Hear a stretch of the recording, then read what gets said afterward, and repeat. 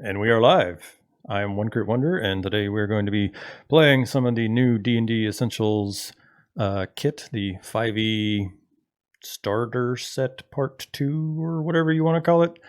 I have an entire crowd of crazy, awesome people here with me, so we're going to go alphabetically by character name. So starting with you, Gregory, tell us who you are, what you do, and a little bit about who you're playing today.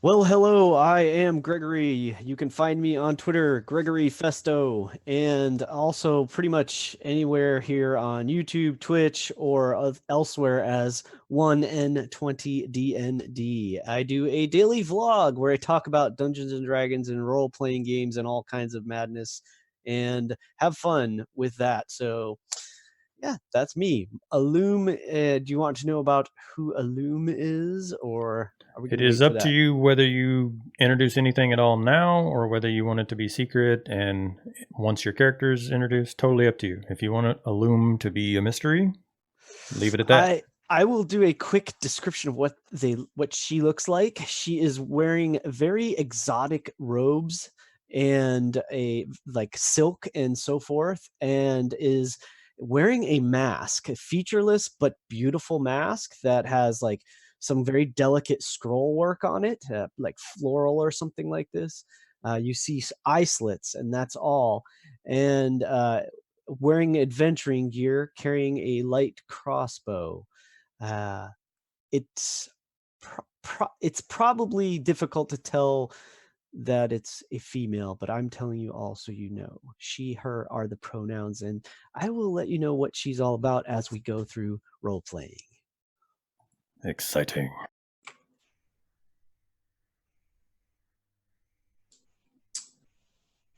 All right, Ben, it's you.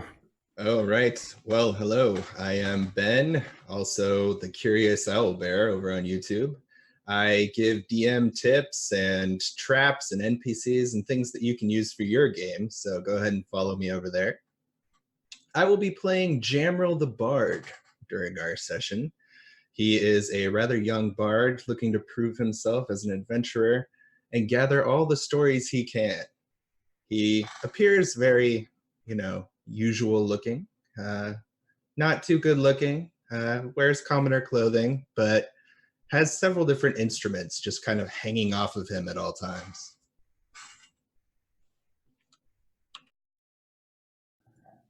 I'm curious to see whether you're going to be like that guy, Bard, or not. So, all right, Valerie, what you got?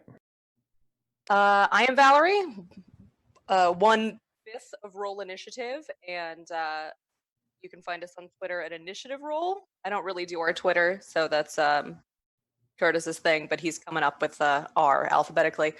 And we obviously have a YouTube channel, Roll Initiative. I will be playing Cazador. She is a wild elf monk, and she kind of came down from the mountains to experience life before going back to her clan, and she is probably the most uncouth character I have ever played. Spits on the floor, says what she thinks, regardless of your feelings, and is altogether quite animalistic. So we'll see how that goes. I'm looking forward to it then. It's a very I like when people play classes that are like a little bit different than the usual. So like a little bit gruff and off the beaten path paladins and a like monk that isn't. I grew up in a monastery and I think everything out in the world is weird and strange because I've never traveled. Anytime you can get away from the tropes, I enjoy that, and that's why I liked your 5 fresh take type videos on your channel. Is Thanks, yo. awesome stuff. Let's bounce on down to Clay though. Howdy, I'm Clay, also known as the DM behind the screen at Yoramir on the Twitterverse. I'm not cool enough to have my own YouTube channel yet, but something that may change in the near future. I'm going to be using some formats. I think what you mean is you are too cool to have your own YouTube channel. Maybe not. You guys are all cool, so maybe that's something. I will be playing the mysterious Longtooth. He's a ranger, but not cut in the mold of Aragorn. He is a hunter and a furrier, and he is not above poaching if times are tough. So he's a very pragmatic kind of fellow, and it'll be interesting to see where this all goes. I'm looking forward to it. I'm looking forward to it as well because I love me some Rangers, but as you were well aware, 5e kind of did Rangers a little bit dirty. So I have not played one myself, and I've also not actually been in a group with one because everyone thinks the Ranger is either A, terrible, or B, the rehash is too powerful. So I'm looking to see what spin you put on it. Should be good. Should be good. All right, Curtis. All right, I am Curtis. I am another 5th of Roll Initiative. If you ever see us blabbering on Twitter, that's usually me. You can find us on Twitter at Initiative Roll and YouTube at Roll Initiative. Today, I'm going to be playing Ratheon. He's a human paladin of Torm who's had his faith in his order shaken by the corruption and greed that he's witnessed from those who claimed to speak for his god. After a deadly encounter with one of the corrupt hierarchs in his church, he's now on the run and has come to Phandalin to lay low with a friend. Now he spends his days questioning the oath he once swore. That's not fair. He wrote his down. Goddamn right I did. I was about to make a joke about, well, at least I'm not the only one reading box text tonight. All right, and last but not least, our devious gnome artificer. What do we got? Hi everyone, I'm Aviad and I make D&D videos at Beyond the Screen in YouTube. Today I'll be playing Zook, the gnome artificer who came from Neverwinter on an adventure with a couple of friends. And we'll see how it goes from there. I'm excited. I've only played in a one-shot with an artificer, and it was level 1, so they didn't really get to do any of the cool stuff. It was an interesting playtest of it, but we played for 4 hours and he barely did anything besides shoot stuff with a crossbow. So I'm curious to see as you level up and stuff how the class plays out, especially in the balance of the other classes we have here. And then finally, I said it at the beginning, I'm OneCritWonder. Seal, I guess, is my actual name. I run a YouTube, I stream on Twitch sometimes, I say way too much stupid stuff on Twitter all of the time, but all things nerdy, especially RPGs, lots of D&D, lots of Star Wars, dabbling in a few other systems. Would like to see some more Genesis and some Tales from the Loop and Kids on Bike and stuff like that in my future, but new D&D things, so I can't not play the new D&D things, so this is the Essentials Kit. And if the group of you can bear with me, we have box text. Because nestled in the rocky foothills of the snow-capped Sword Mountains is the mining town of Phandalin, which consists of 40 or 50 simple log buildings. Crumbling stone ruins surround the newer houses and shops, showing that this must have been a much larger town in centuries past. Phandalin's residents are quiet, hard-working folk who came from distant cities to eke out a life amid the harsh wilderness. They're farmers, stonecutters, blacksmiths, traders, prospectors, and children. The town has no walls and no garrison, and most of the adults keep weapons within easy reach in case the need for arms should arise. Visitors are welcome here, particularly if they have coin to spend or news to share, and the Stonehill Inn at the center of town offers modest lodging and meals. A couple of doors down from the inn, posted outside the townmaster's hall, is a job board for adventurers.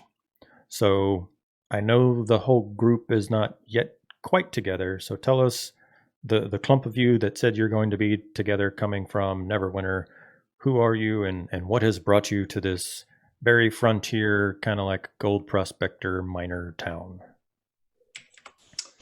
Well, I am Jamril the Bard, and with me is Zook and Illum. These are two much more mysterious adventurers than I. And while I'm good at storytelling, I need a lot of help and muscle when it comes to adventuring. He does. He really does.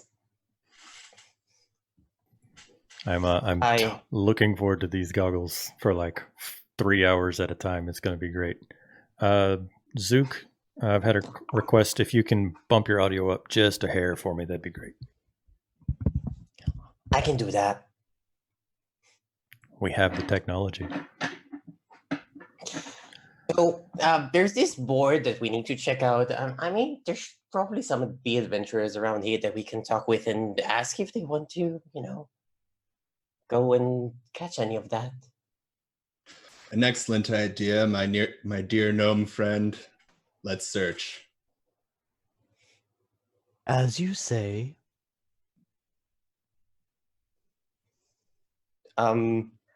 This board, it is a most curious thing. What Okay. does it do? So it's about a 6 foot wide board, and you see that there's pins so that various messages can be posted up there. Currently, there are only 3. I will give them to you in Roll20 in a moment. But you see that there are 3 notes, all in the same handwriting. And one of them is titled Umbrage Hill. One of them is titled Dwarven Excavation. And one of them just says Nomengard. Is there anyone that you particularly focus on? What was the second one? Umbrage Hill. Right. Dwarven Excavation. Thank you. And Nomengard. And I will give you things in Roll20.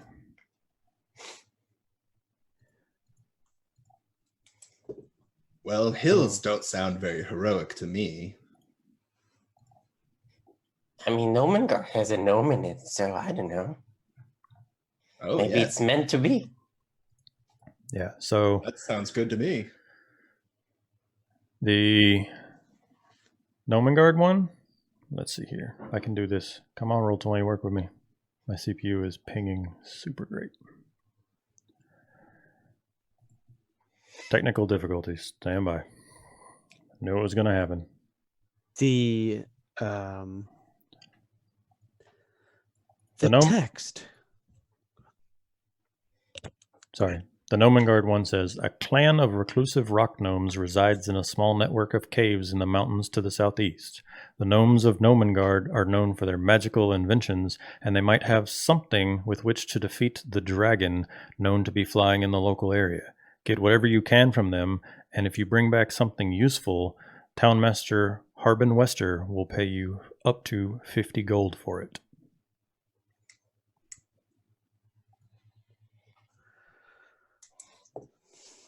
Well, I don't know about you guys, but magical items, that sounds quite alluring. You notice a loom is staring at the text on the board, like very, like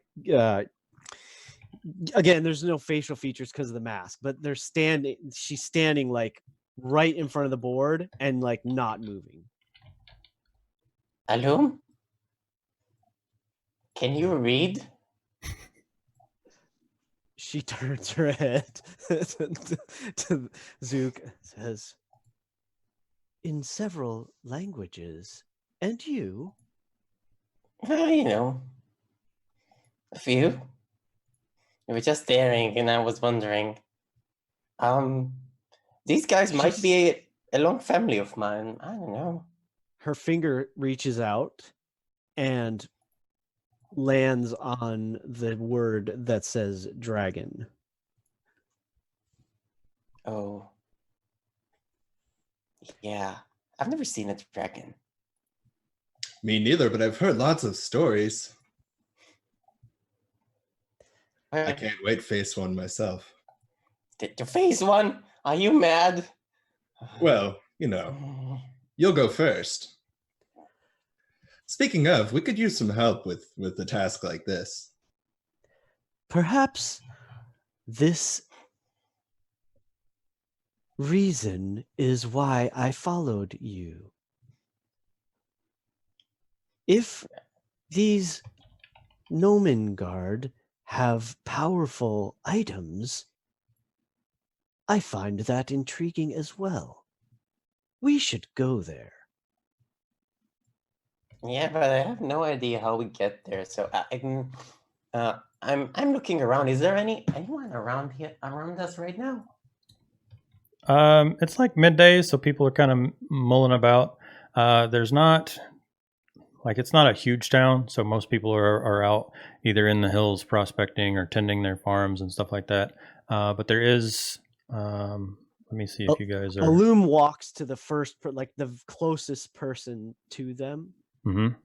walks like right up to them and does this sort of bow and says, "Pardon my query. Do you know of a guide for this area? We are in need of assistance." So the nearest person is actually a small halfling woman, and she says, "A guide? What are you trying to head like east on the Triboard Trail? Or are you looking for something in particular? I guess it would kind of depend on what your aim is." "We seek the bounties." Um, And she points back to the board.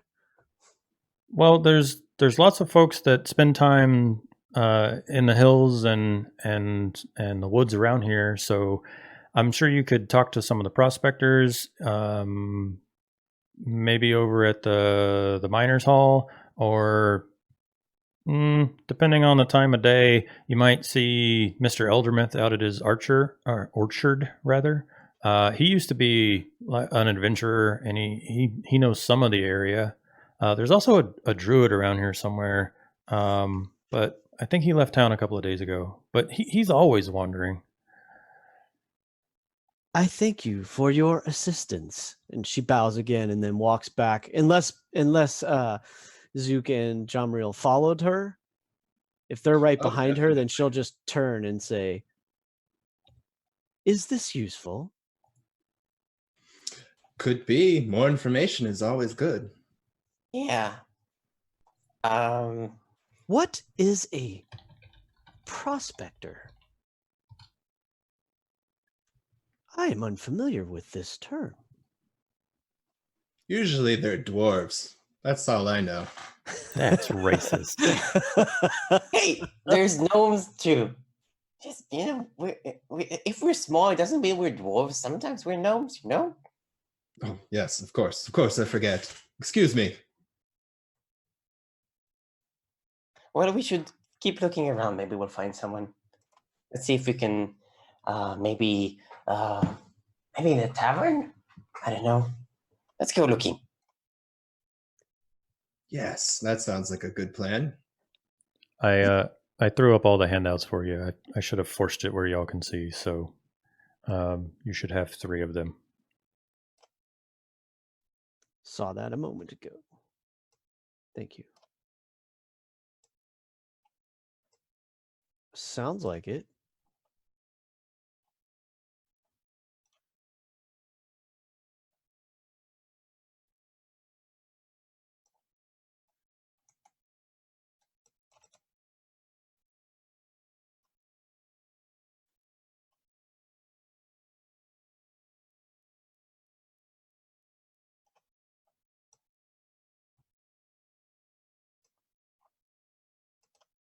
Boom.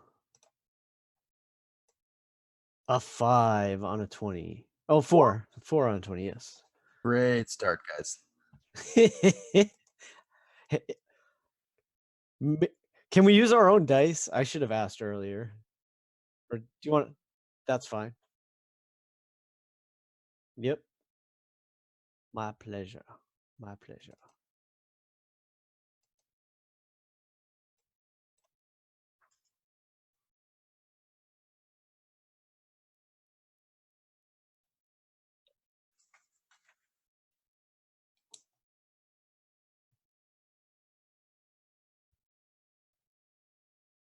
I have muted myself and then started talking. You get to the tavern, and it's the Stonehill Inn. It's a large 2-story, like rustic looking building made with stone and timber crosswork. And there's not a lot of people here because it's still like mid morning, and like I said, everyone's kind of out in the hills and farms and doing stuff. But what we do have is there is a short, friendly male human kind of tending bar, and there's 2 other like gruff prospector dudes sitting at a table kind of hanging out, unless any of the other characters wish to be in the inn.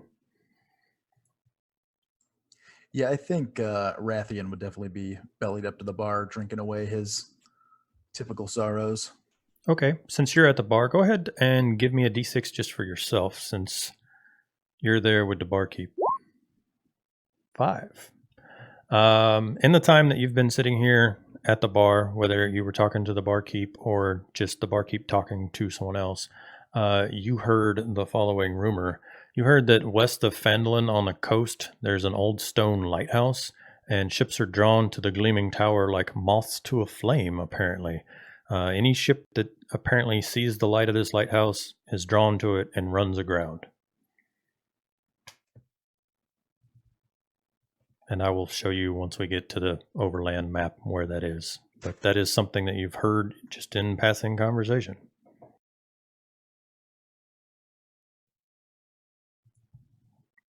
Ready, roleplay. So we go in, and I'm like, I bump a loom with my elbow. Like, oh, he looks big. He might be able to help. Gentlemen, she says kind of loudly, we seek guidance through the area. Is there anyone that is willing and able to assist? The two dwarves kind of look up from their drinks and like squint at you for a second. They mumble something to themselves that you don't quite catch, and then they kind of go back to their own thing. Yes, we're adventurers. Thank you very much. Ratheon will kind of just lift his mug towards you and just signal that he hears you. Let's go sit down with him. This is an excellent idea. She walks up to the bar to where Ratheon is. What are you paying? Paying? You You just went Ben? dark on us. Ben, you cut out. We're looking for more members of a team. We're not paying. You're looking for somebody to take you through these hills. You're paying. Well, we're looking to make the most amazing stories you've ever heard. Wouldn't you want to be a part of that? And there's also a bounty, like at least 25 gold, 50 gold, I don't know. But, it's a lot of gold. Now this little guy's speaking my language. Are Well, you there is- familiar with the board out by the big building? I am, yeah. That's pretty much how I make my living these days. My friends and I have determined that we would like to pursue those bounties, but we are unfamiliar with this area. My best recommendation, head home. That's not really an option at the moment. Yeah, things got a little iffy back in this city. You know how it is. Yeah, I do. All too well, in fact. How about we buy you a drink to start? Yeah, that'll work. Oh, barkeep, Yeah, what can I do for you? a round for us four, please. You bet. And he'll turn around and he'll... Milk for me. All right, I'll see what we have. And he'll turn around and he'll start kind of fixing up drinks. And he gives the group of you, they're nothing fancy, just like 10 tankards. And he sets out all the beer, and he will have to disappear into the back and kind of spend a couple of minutes, and then he'll come back and give Zook his cup of milk. I can't There you remember are. the last time I saw a cow, so drink at your own risk.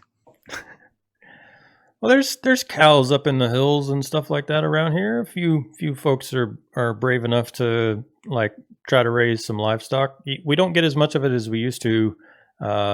Goblin attacks on the road in the last couple of months, and there's been orcs out east. So normally people stick to the safer stuff, mining and prospecting and trapping.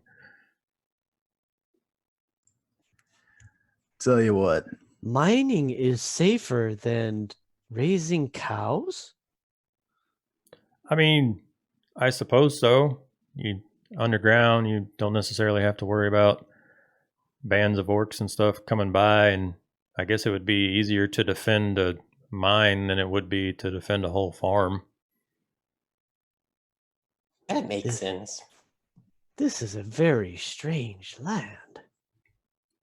You are a very strange person. Quite. Sorry. It's true. So, what is your name, good sir? Name's Ratheon. How about you guys? Oh, well, my name is Jamril the Bard, and this here is the mysterious Illum, and of course the illustrious Zook. Hi. That's Zook. How's it going? It's been better. Just sitting there with his 10 big tankards cup are of helping. milk. Oh, well, I'm sorry to hear that.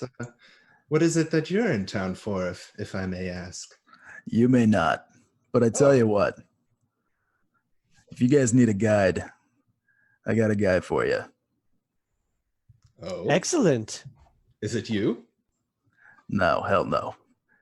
I got a good friend. He knows these lands better than anybody I've ever met before. Oh, If you got a minute, I'll take you to meet him. Sure. of course. And I'll go wherever Longtooth is currently. Is he known to hang out somewhere particular? I imagine that Longtooth normally is at his hunting lodge, his home, which is probably, a little walk from town. It's not like a huge trek, but he certainly doesn't mingle with people. So you probably have a little bit of a walk ahead of you. You better bring your milk with you. It's a bit of a walk. All right. Did you, just for my record, did you guys actually take the notes off the bounty board, or did you leave them there, read them, and then walk away? I copied them to my notebook. Got it. Sweet. Totally going to take your handouts away if you didn't actually take them.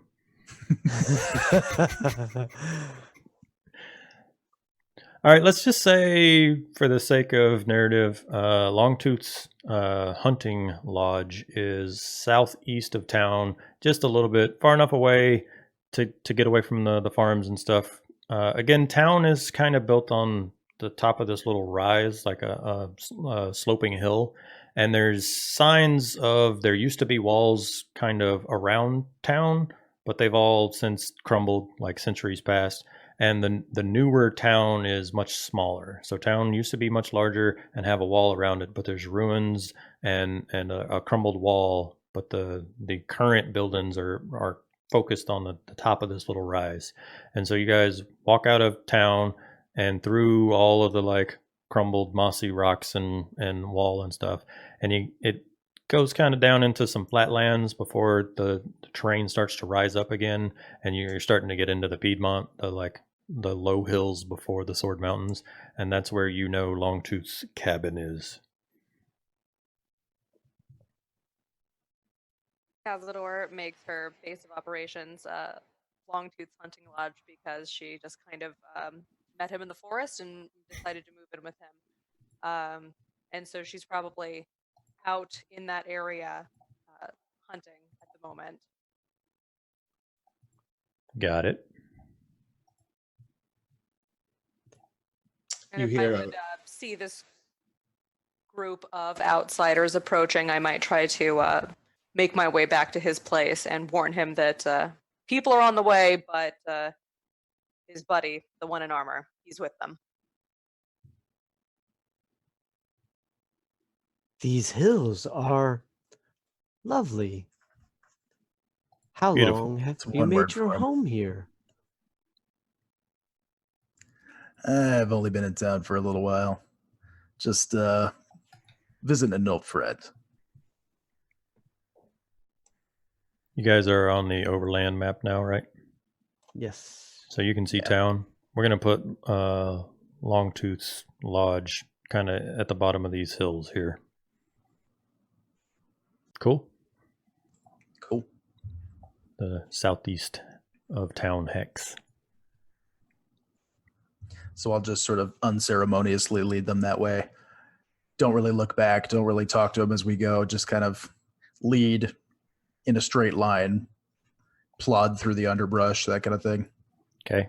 5 minutes into the venture, you guys are the Fellowship of the Ring, marching across like ridges and stuff. And we get those sweet, like, you know, drone cam New Zealand shots of y'all marching off into the foothills, and then you come up on this quaint kind of hunting lodge that Longtooth has.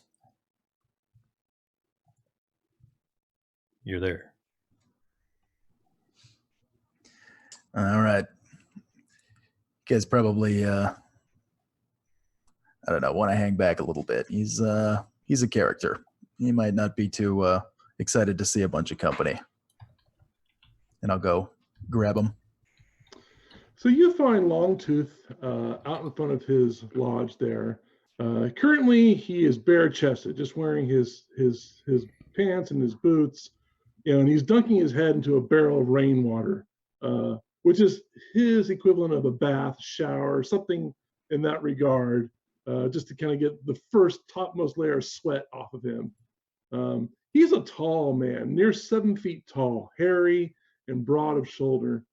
And, you know, as you come walking up to him, he looks over your shoulder a little bit before he snorts out a snot rocket there on the ground. This is what you call laying low? Yeah, well, I had a few and then they offered me some cash, so. Hi. Couple drinks and some money apparently loosens him right up. Apparently. He looks down at Zook. He grabs a barrel and hands it to Zook. What is that? He walks off as if to insinuate you should follow him if you wish to talk to him. You went muted, Aviad, but you're doing some cool hand stuff, so that's cool. I thought he was just following along, like confused at what was happening. And he walks Zook and whomever decides to follow over to a tree where a boar has been strung up. And he grabs a knife and he starts to work. And things that he pulls out from the boar go into the barrel. If Zook moves away, he just grabs Zook and pulls Zook a little closer to hold the barrel steady. I I'm told not you. sure he's a what's going character. on. Illum you were is just right. followed quietly behind, is observing. You are observing a 7 foot tall man gut a boar into a barrel that your buddy is holding. So these folks, they said they need a guide, and I couldn't think of a better one. Hey, you want to earn some gold? A guide to what? A party? A pageant? He fingers the edge of Illum's silk robe, and unfortunately that leaves a little bit of a blood kind of dirt stain there. You're lost already. Well, we're we're new to this area, and you know, we're not super great with nature ourselves, so we could really use someone just like you to come with us on our quest. Anyone who's trying to sort of tastefully look away from the boar gutting would see a fairly filthy wild elf sort of hiding amongst the trees, watching what's going on, wielding a spear, kind of wearing furs and leathers, and just sort of watching the proceedings.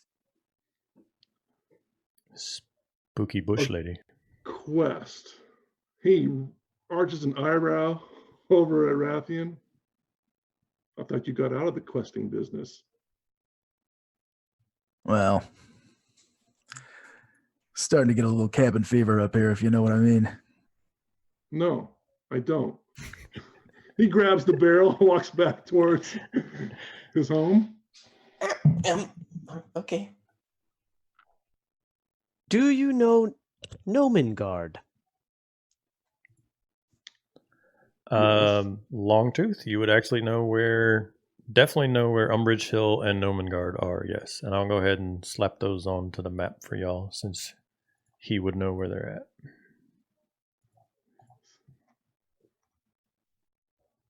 So as you can see, they are relatively close to where y'all have currently wandered down to. Yes. Well, South of good here. sir, the Board of Bounties said there may be something useful at this Nomengard. And as we are new to this area, we seek guidance. Useful for what? And for who? I want to fight the dragon, and gnomes make a lot of interesting things. We might have magical items and things like that. That might be useful when you want to fight something like that. Not that I want to fight something like that. That's crazy. Hang But, on 1 second. You didn't mention anything about a dragon. Yeah, they say it's flying over the sky sometimes. Yeah, it's all over these parts. Haven't you seen it? Have I seen it? I don't think they'll be alive if they saw it, would they? Ratheon, how long have you been in town? I think it's probably been 2-3 months, maybe. Okay, then you haven't seen it over town itself, but you've definitely heard folks who have been out in the hills and claim to have seen a white dragon flying over the area. But it hasn't ventured into Phandalin itself. Longtooth being out more in the wilderness, I'm more prone to say that you've probably seen or at least seen signs of a dragon in the area. How big Not- does this dragon appear to have? Do I think this dragon is from maybe a distance or from tracks or whatever? Give me a survival check. Sure. There you go. 13. You would probably guess based on some of the kills and locations you've seen signs of it, juvenile, not full grown.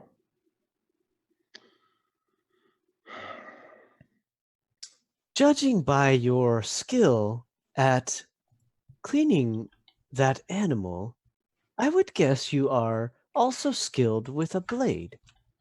Would that be accurate? I can kill most men and women, I suppose. Not creepy at all. Alum turns to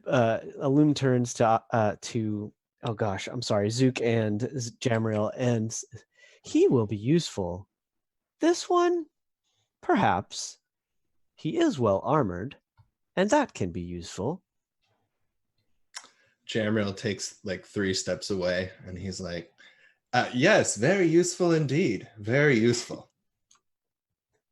Well, if I've ever pictured in my mind 3 dragon slayers, you 3 certainly fit the bill.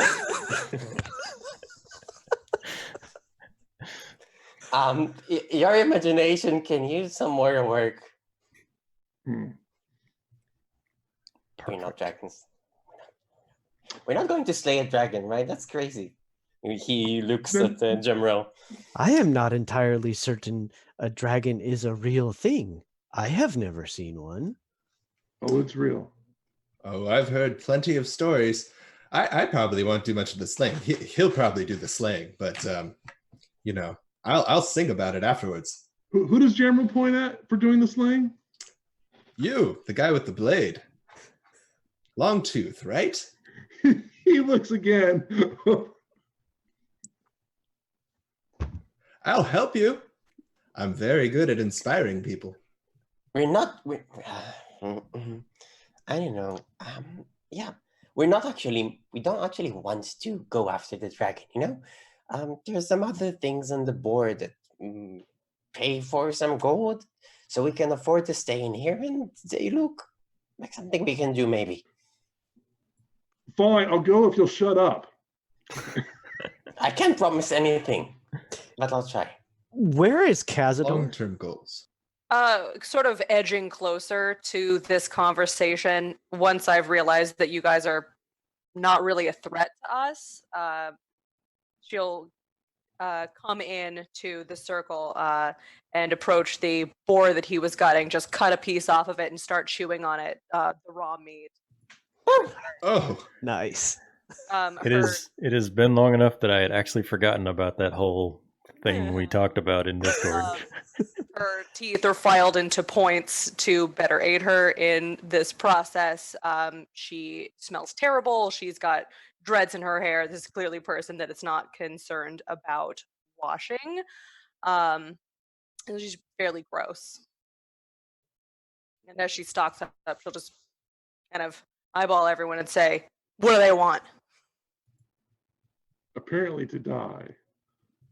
But that'll be for tomorrow. Tonight, liver. And he reaches into the barrel, pulls out the boar's liver, and starts making dinner.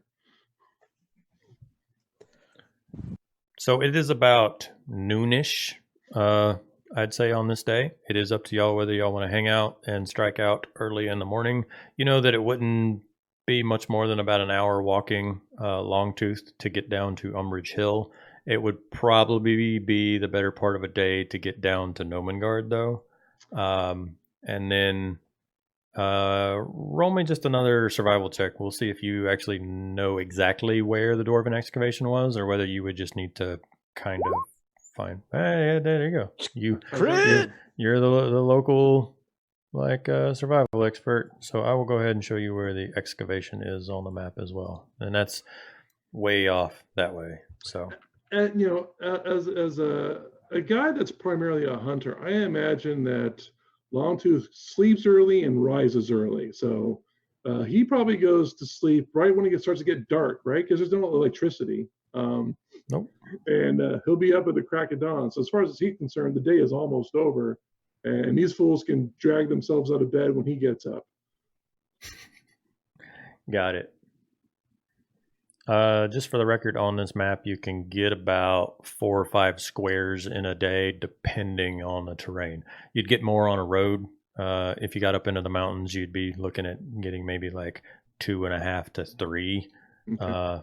If you were trying to go over the mountains, we're talking 1.5 to 2. So, mountains is the favorite terrain of Longtooth. Oh yeah, you're that guy. I think he kind of ignores the difficult nature of that terrain as a result. Yep.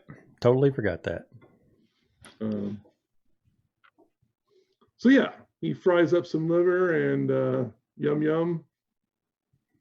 I have always felt that plans are best made over a good meal shared amongst equals.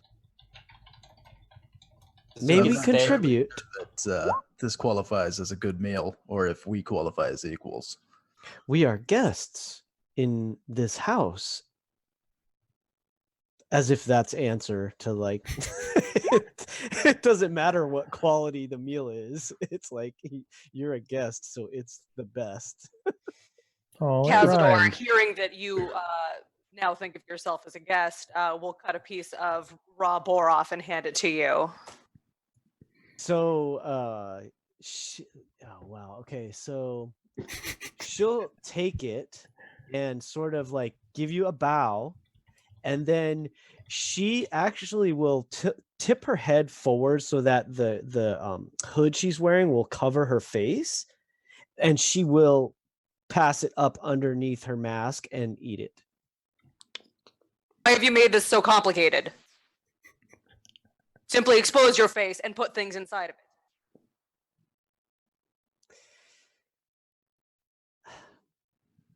it. Anyone who wants cooked food points at the fire. Yeah, I'll go with the cooked food. Yeah, I'm not sure that Alum realized you were addressing her.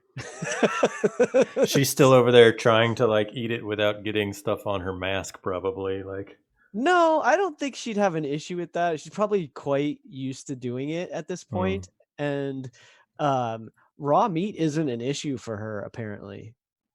Good to know. Yeah, raw this meat. goes back to that Discord cannibal talk. Look what you have done, Valerie.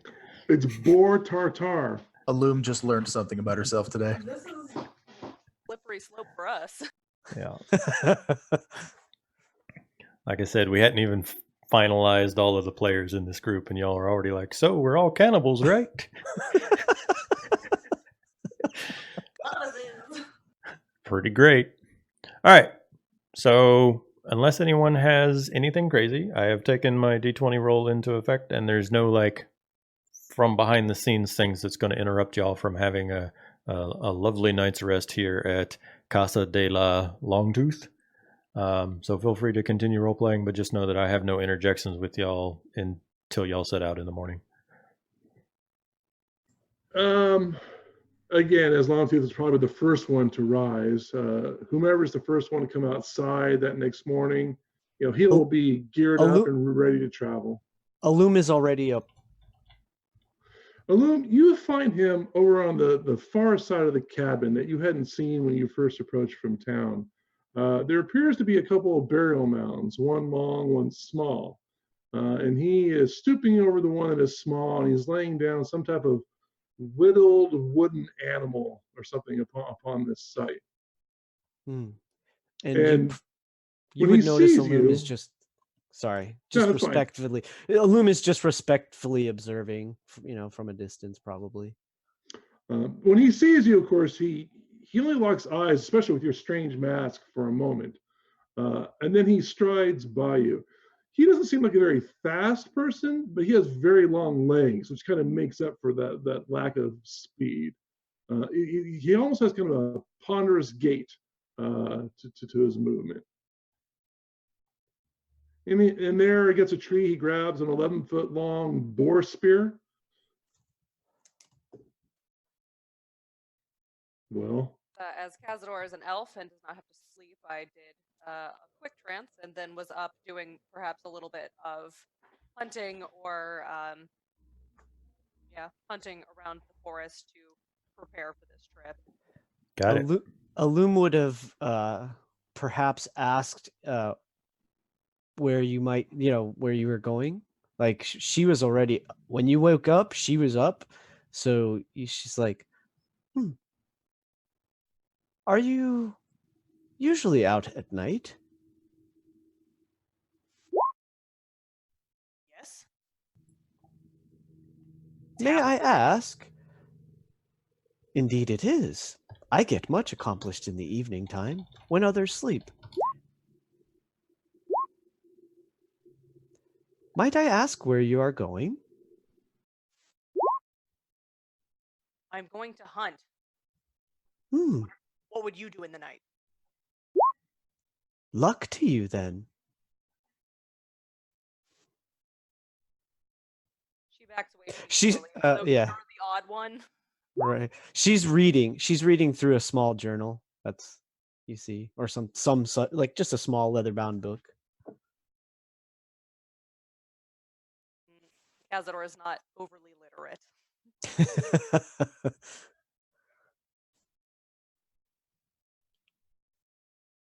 And when Longtooth is, you addressed the loom, right? Like you kind of looked at her like, well, where's everybody else? Right. When other people don't instantly appear, he will go to wherever people are sleeping and wake them up, the old-fashioned way with kicks. Not damaging kicks, but it's time to move kick. All right. It's morning already. I feel refreshed. Let's go. I suppose, yes. All right. Up, mighty dragon slayers. I need to know where y'all are going, and I need a D20. It can be anybody. So I'm looking at the map here, and I see 3 exclamation points. I'm not really good with Roll20. Is there a way for me to know which one is which point? I don't see titles or anything on them. Oh, that's my bad. I had an error previously and forgot to go back and refix it. You will see it momentarily. The one closest to you is Umbridge Hill. The one after that down to the southeast is Nomengard, and the excavation is the one that's way over by itself. Valerie, can you say something for me while they're doing that? Do you see it now? I do. Thank you. Okay.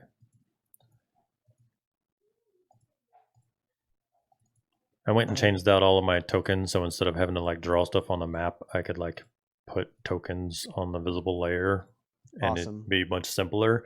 But then I forgot to go in and actually give y'all like site permissions and stuff on them. So Perfect. I'm a terrible Perfect. DM. No, not at all. Perhaps the closest bounty is Yeah. the easiest. Well, Long, do you know a person called Adabra? Adabra? Yeah, that's what the name says here. Not Yeah, that's the one. not closely. I know where she lives. I respect her privacy, and she respects mine. Longtooth, you would know that it's an old stone windmill. Obviously, in being in the same area of hills as your home, it's a big old stone windmill, and it has a couple of other ruined structures around it, and then like an iron fence around it. And like you said, you respect your privacy, but it's definitely a structure that you can see from pretty far off. So as you would head into the woods from your home, you would see it off on the horizon. But very well. You seem not to care about people's privacy. Let us go. It is not Well. us. Someone in town is concerned for her safety. Yes, That would be yes. Harbin, I imagine. What's up with Harbin? Does he often worry for the people of the town? He's the town master. That's the job. Is he good at what he does then? Could be worse. Ah, well. I That's find good that news. most people who live in town are weak, dependent, easily lost. He looks at the three of you. Loom starts looking towards Zook and Jamriel. Yes. Well, Oh, my thing's not working. I can hear you. well, That sounded we do good, have a certain Valerie. amount of manners that those from the outskirts might not have. Those will come in handy when you meet the dragon. Well, if he Nowhere is to- refined. A most refined dragon, I'm sure. Sophisticated, worldly. I'm positive. I hear that some are. I'm gonna assume that y'all are talking while walking. Yeah. So Yes, totally. somebody go ahead and give me that D20. The game actually demands that every time you guys arrive at a location or leave it, that you roll a D20. I'll tell you why later, but I will constantly be demanding them. 12 was the first roll. Yep. I needed the 12 for when y'all left his house and the 7 for arrival at Umbridge Hill. So let me go make sure I track where that's going. Continue to roleplay. So as we're walking, Jamriel's trying to engage the different members of the party. So where do you all come from? Originally. You South. South.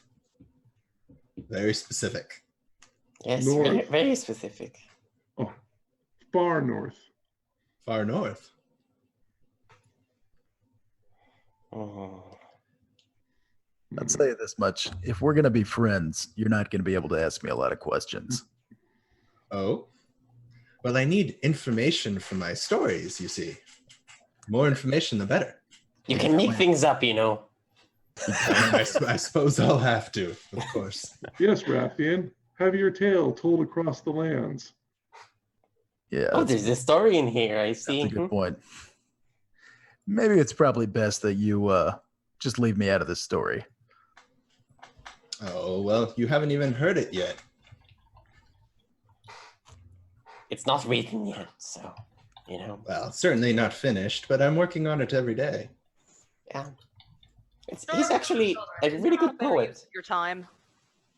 Should you perhaps not be learning how to slay a dragon or do something useful?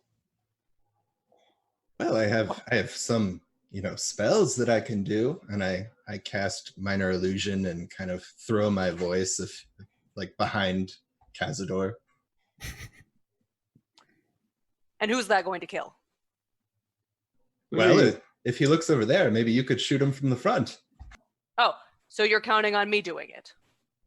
Oh, I help, I facilitate, I inspire.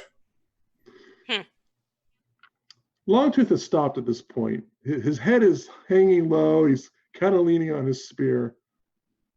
He turns around to address the group, and Jamrel in particular. He strides up to Jamrel, kind of letting his shadow fall over. Sound travels in these hills. These hills aren't as friendly as you might think.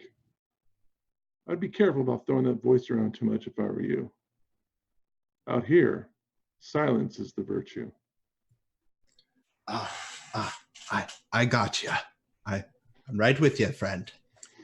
He continues to lead on. I softly begin strumming. He stops. Record scratch. It's Yeah, we right. need some sort of marching tune. I'm not explaining it right. Ratheon. If you make too much noise out here, something's going to come kill you. Fine. I'll save my stories for later. If Valerie is talking, I do not hear her. She's muted in Zoom there. Okay, just making sure. And as you've already demonstrated, you have no ability to stop them. But he's more capable than you think, actually. He's just being humble. Right, Jamrel? Well, I can also heal injuries quite proficiently. Yeah. Now that's a useful skill. Maybe more of that and less of the plinky plinky. Well, they kind of come together. So, Is that the structure we look for? Yep, so you'll see that I've gone ahead and flipped y'all over to the Umbridge Hill map. I'm not going to worry about actually moving the stream to the battle map, air quotes, because it's a simple stone building up on top of kind of a rolling hill, like I said. There's not much to see in the general area, rolling hills, large boulders, but there is a large stone windmill, and it is surrounded by an iron fence, and you guys are approaching from the northwest because you're coming from Longtooth's cabin. So it'll be kind of just a sloping hill upwards to this building. And I'd say you're probably about 200 yards out at this point, but I just wanted to get you over here so that y'all could set the scene. So because we know that there's been dragon sightings, right, in the area, and there's a certain level of danger, as opposed to the beautiful cinematic going across hilltops approach, we're more in the lowlands, in the leaves, between the hills, where the grasses are tallest. And gnomes may become lost in said grass, but as long as they follow the butt in front of them, they should be okay. And trying to give us somewhat of a guarded approach. Got it. Illum would be pretty close on Longtooth's heels, not like uncomfortably, but she would be keeping stride with you, and doesn't seem to be how do I want to say it? Like, she doesn't seem out of place in the forest, if that makes sense. Anyone who would consider themselves kind of keeping an eye on the surroundings, go ahead and make a perception check as y'all are trekking up towards this windmill.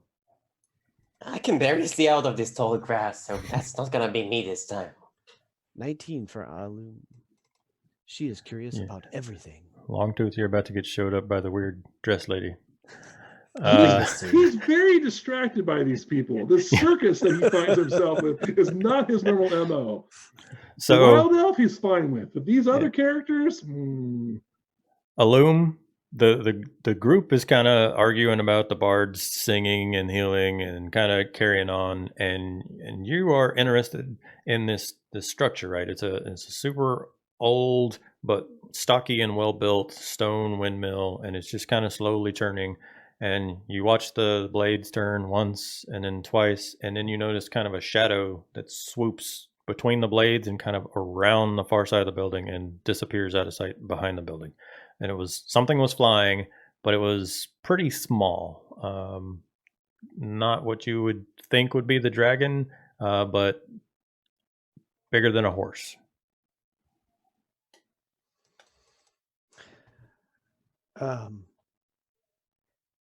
So Illum would is Longtooth focused ahead of us or at the group right now? I'm assuming this was happening during the whole like the singing's going to get us interchange? killed. So she would say like real quietly, but loud enough that Longtooth can hear. Is this Adabra a magical being? What? What do you mean? A shadow flew across that structure.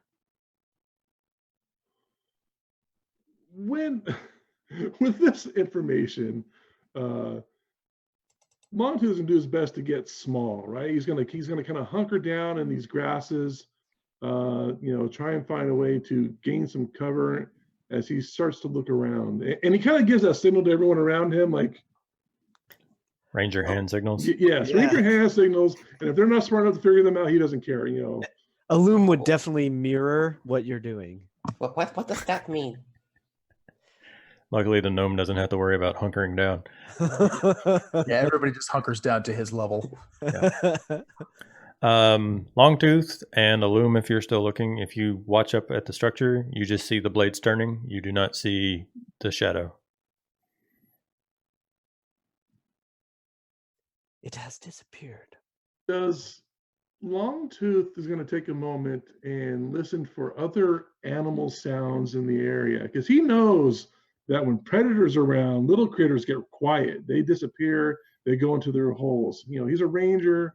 He understands that he's that he may not see what's in the air, but he's going to listen to the land around him to get a better understanding of how dangerous the situation is. It is that block text level of quiet. Like no insects, no birds. Like you realize that you can hear the wind kind of going through the reeds and the grass and stuff around you is waving. And you hear even at this distance, you can hear the slow creaks of the windmill. No birds, no insects. But then there's a loud like thump from up from the direction of the windmill. You just hear a large, not necessarily a crash, but definitely an impact. Well, he's going to start moving that direction, but trying to stay as hidden as possible as he does so, right? So again, staying low, using the lowest parts of the land until absolutely necessary to gain elevation.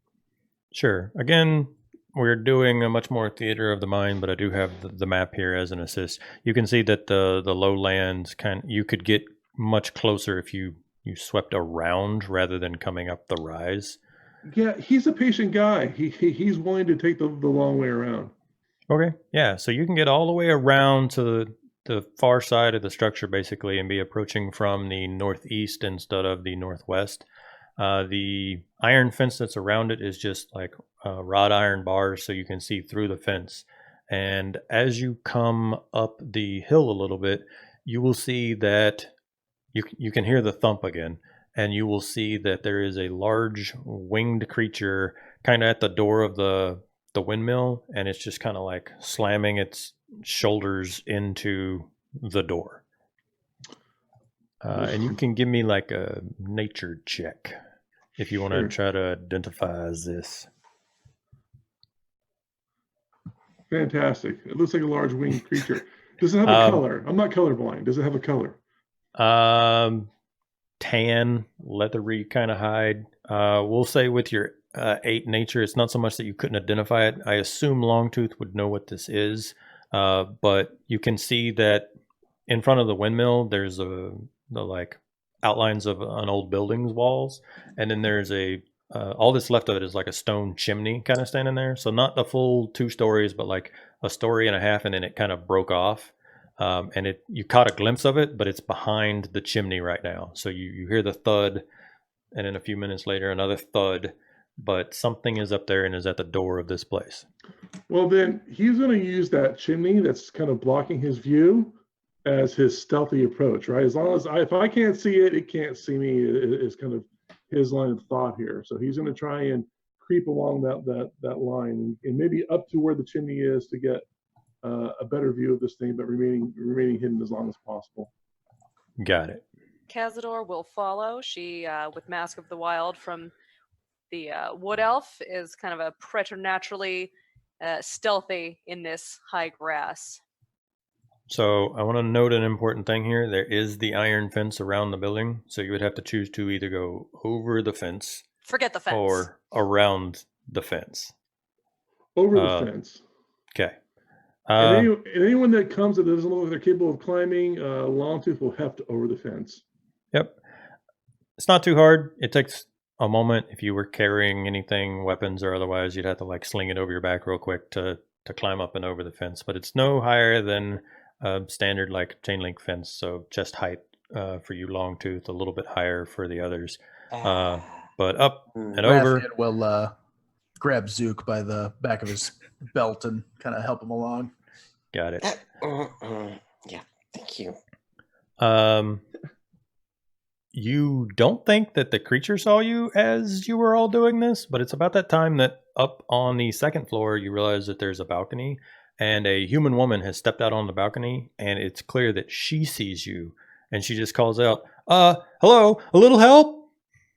And totally gives away your awesome stealthy like approach. Oh shit! Of course, we've come to rescue you. I make a mental note not to help her too much. Visible face palm from Ratheon. Yeah, no doubt. I think even the loom cringes a little bit. like Longtooth's trying to wave her back, like, oh no, go back. Loom turns to Jamriel and says quietly, says, "We're going to have to work on your skills." Later. He's just running up there at Right. this point. Awesome. It's blown. Okay, so I'd say a solid like 3/4 of the group is over the fence at this point. Longtooth, as you kind of round the, caution to the wind because your position is blown, so best to get to a good position instead of worrying about stealth. You come around that chimney and you see, now you can recognize it. It is a probably like middle-aged, for lack of a better way of putting it, manticore. And it is just slamming its shoulder into the door of this building. There's that moment where he sees the manticore and he turns around, looks at Ratheon, and shoots daggers at him through his eyes for bringing this to him in the first place. Is that a dragon? All this. Ratheon just shakes his head. He knows exactly what he did. That's definitely a dragon, right? The woman calls out again, "Help, please. It's trying to break in." Longtooth's intention is to skewer said lion dragon, also known as manticore in these parts, where it stands. Okay, if you're going to start a fight, then I am going to make a call for initiative. It is worth note, we've been playing for about an hour and a half-ish. Would you guys be interested in a break before combat, or you want to press with combat and then break afterwards? I'm good to go. I'm personally fine. Good It's either just- way. I'm just trying to be a gracious and thoughtful DM because I keep forgetting sometimes. I could use a quick break, but I mean, it's just one really fast. manticore. You'll be fine, right? Yeah. Okay. For those of you new to the Roll20, I need you to click on your token before you click initiative on your sheet so that it gets you into the initiative turn tracker there. And that should go nice and simple. I am, as far as I know, not whispering my rolls to myself, so you guys get to see all of the DM's dice behind the screen and know that I'm not fudging nothing. Am I there? Oh, yeah, okay. Let me expand it so I can make sure I got everybody. I got 1, 2, 3, 4, 5, 6 of y'all and the Manticore. So now I will sort, and it looks like Manticore gets to go first. Fantastic. Fantastic. So that fence we were going over, is that this thing right? Oh, shit. I'm so bad at this. This thing? Yep, that is the fence. So Okay. where are we? Okay. Do we need to move ourselves before we start then? Because I think half of us were probably over it. Yeah, I'm gonna. Y'all can move your own tokens. We'll say that everyone got over the fence before combat officially breaks out. I'm assuming that being a smarter person, Longtooth is at least willing to get Ratheon over the fence before starting a Manticore fight. But that might be presumptuous the of me. last one over though. He'd be helping people, covering the rear. Got it. Those old soldier instincts.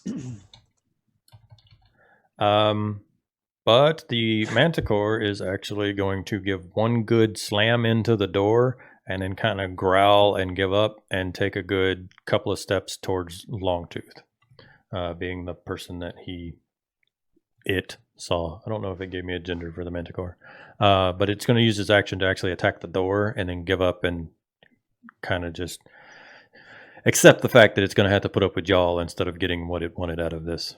And so it's going to turn around and run towards Longtooth, and that'll be its turn.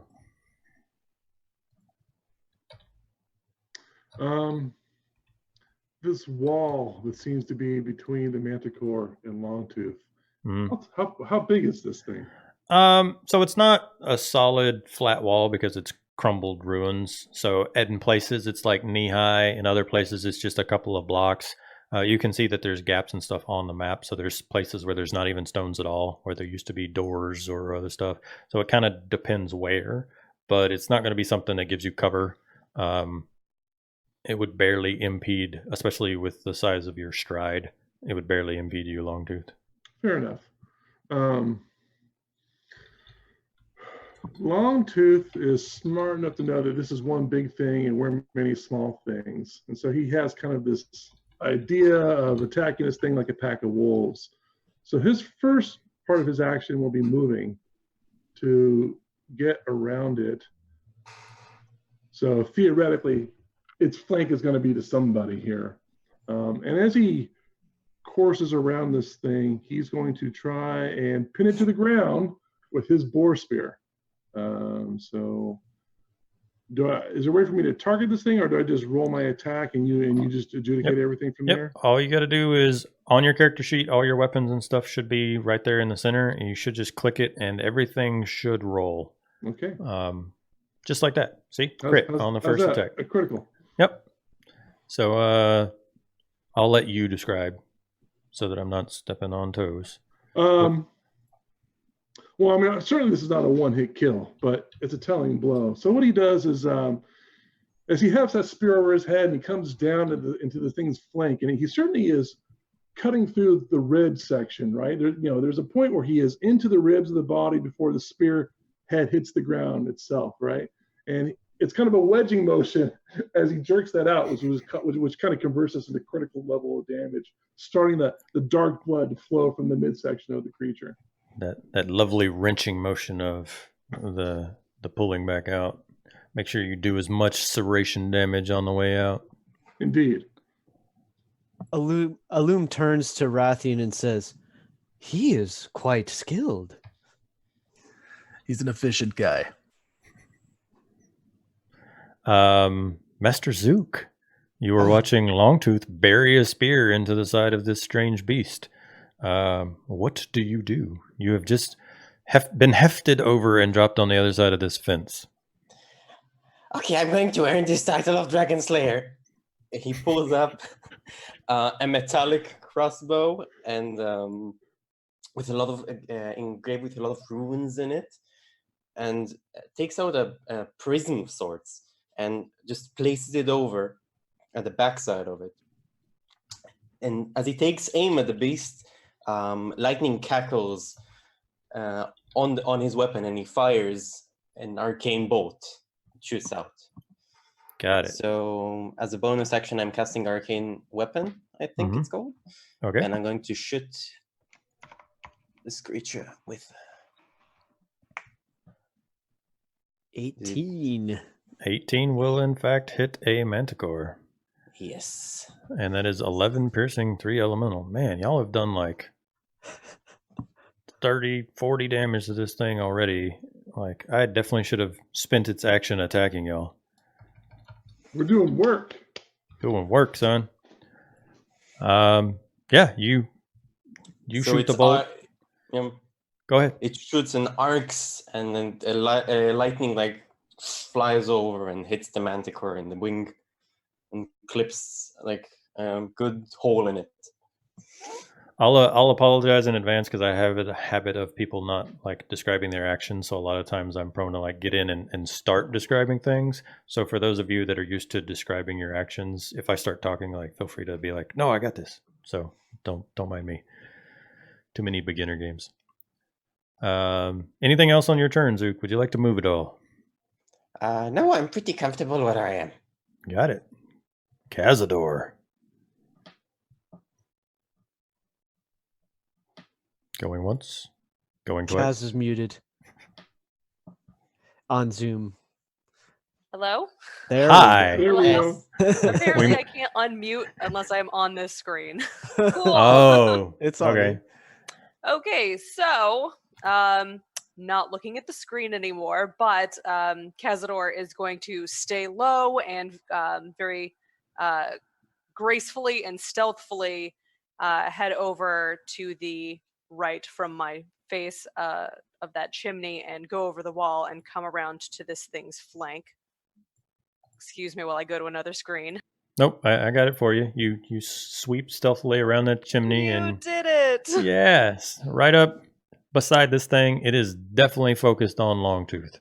And she is obviously much smaller than Longtooth, actually fairly short and stocky for an elf. She also has a spear that she will come up and kind of jam in this thing's side. I don't know. I personally don't know where you jam spears into things, so wherever is appropriate. Got it. Do the thing. On your sheet, you should just be able to click your spear and do the attack. Guys, like this is not even... Another crit. Ooh. That's how we roll. Apparently. I love it. And as a bonus action, I'm going to do my monk unarmed attack, which theatrically, with her pointed teeth, she is going to sink her teeth into this thing's flank and mightily bite it. That is also a hit. I've never seen somebody bite a manticore before. Neither have I. You guys Bad are working. elf. Kicking Bad. is so blasé. Fighting is what we do here. Her technique is effective, but very strange. Oh my god, the biting. Sorry, I can't help it. It hurts. It hurts. Ratheon, when you're done shunning me, it is your turn.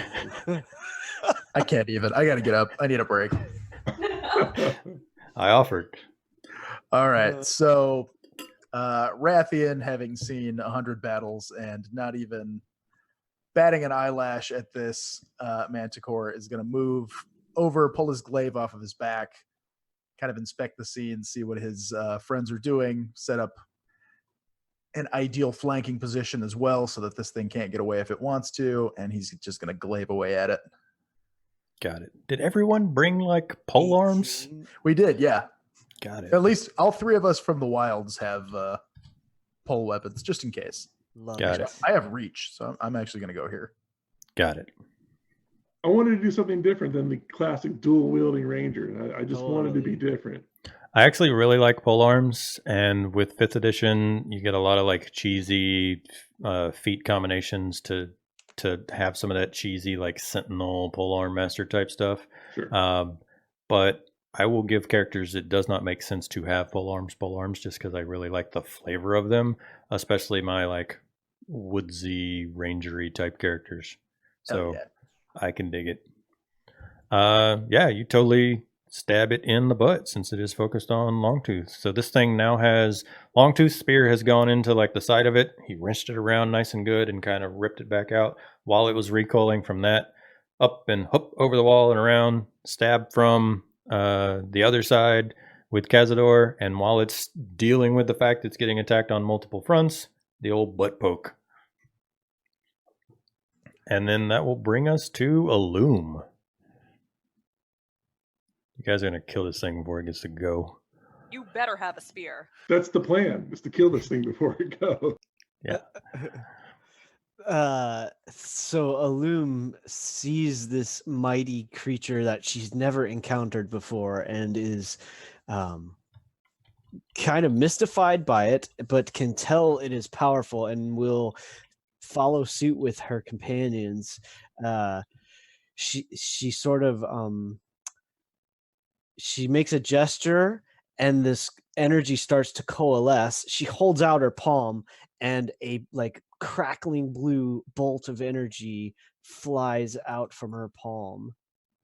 And hopefully I will have as much luck as the others. Oh, you should not have said that.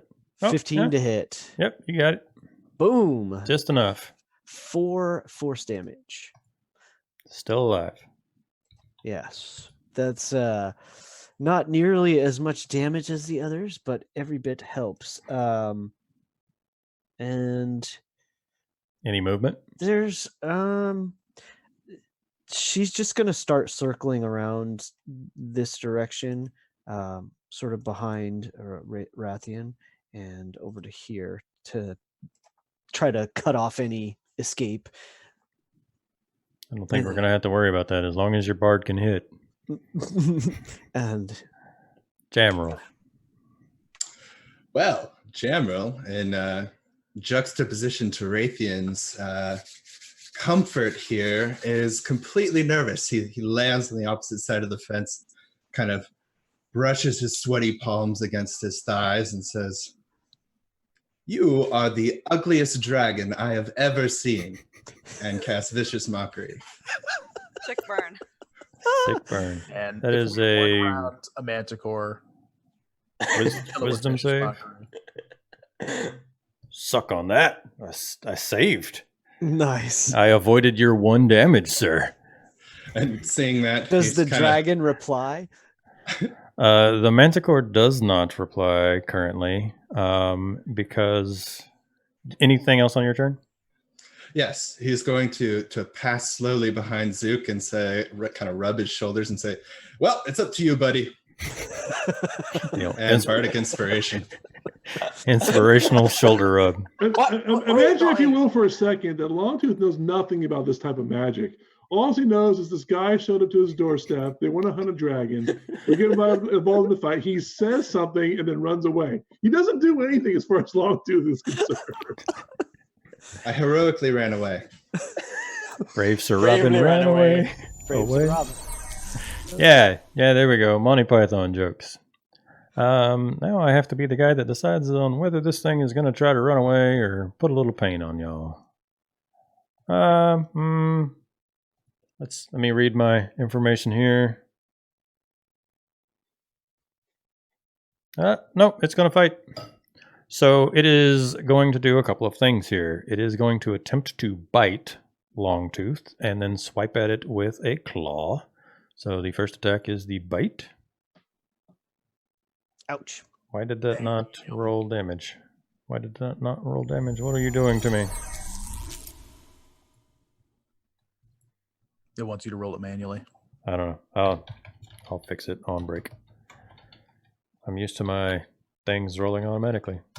But I used the stuff from Whoa. the compendium instead of making my own monsters. Mm. The second attack, Mr. Longtooth, is the claw. Time out. It's already down. When he grabs me by the mouth and shakes me around like a rag doll, Longtooth goes limp. That 11 puts me at 0. Okay. Then the claw is actually going to be at Cazador. 15 to hit Cazador. No, it doesn't. That wasn't a no of no. It was a no of yes. Oh, nice. The final move actually is it is going to shoot some. No, it's just going to end there. I misread. So it grabs Longtooth and ragdolls him all good and chucks him off to the side before spinning around. Ratheon, you have to kind of duck to get out of the way of its tail as it swipes this spiked tail around past you, trying to like knock your spear out of the way, and then it just brings claws at Cazador, but she's able to like step back 5 feet, kind of do a little hop out of the way, and it just like digs these claws into that chimney and leaves one of those like raptor claw type marks, monster energy claws down the side of this chimney, and a few of the blocks actually go scattering off and bounce through the grass towards Zook. You can hear Ratheon like audibly groan, like, ugh, never gonna hear the end of this.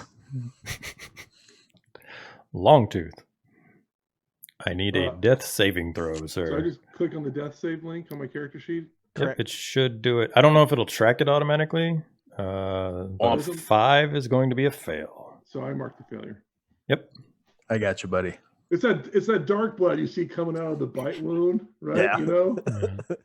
He doesn't look unconscious. His eyes are open, but he can't move. He's like in shock, right? And he's looking at you, Ratheon. You feel the guilt. I'm looking at too. I should be eating boar jerky right now. But no, here I am with my lifeblood pumping out of me because these people you brought to my cabin. Just another sweet scar.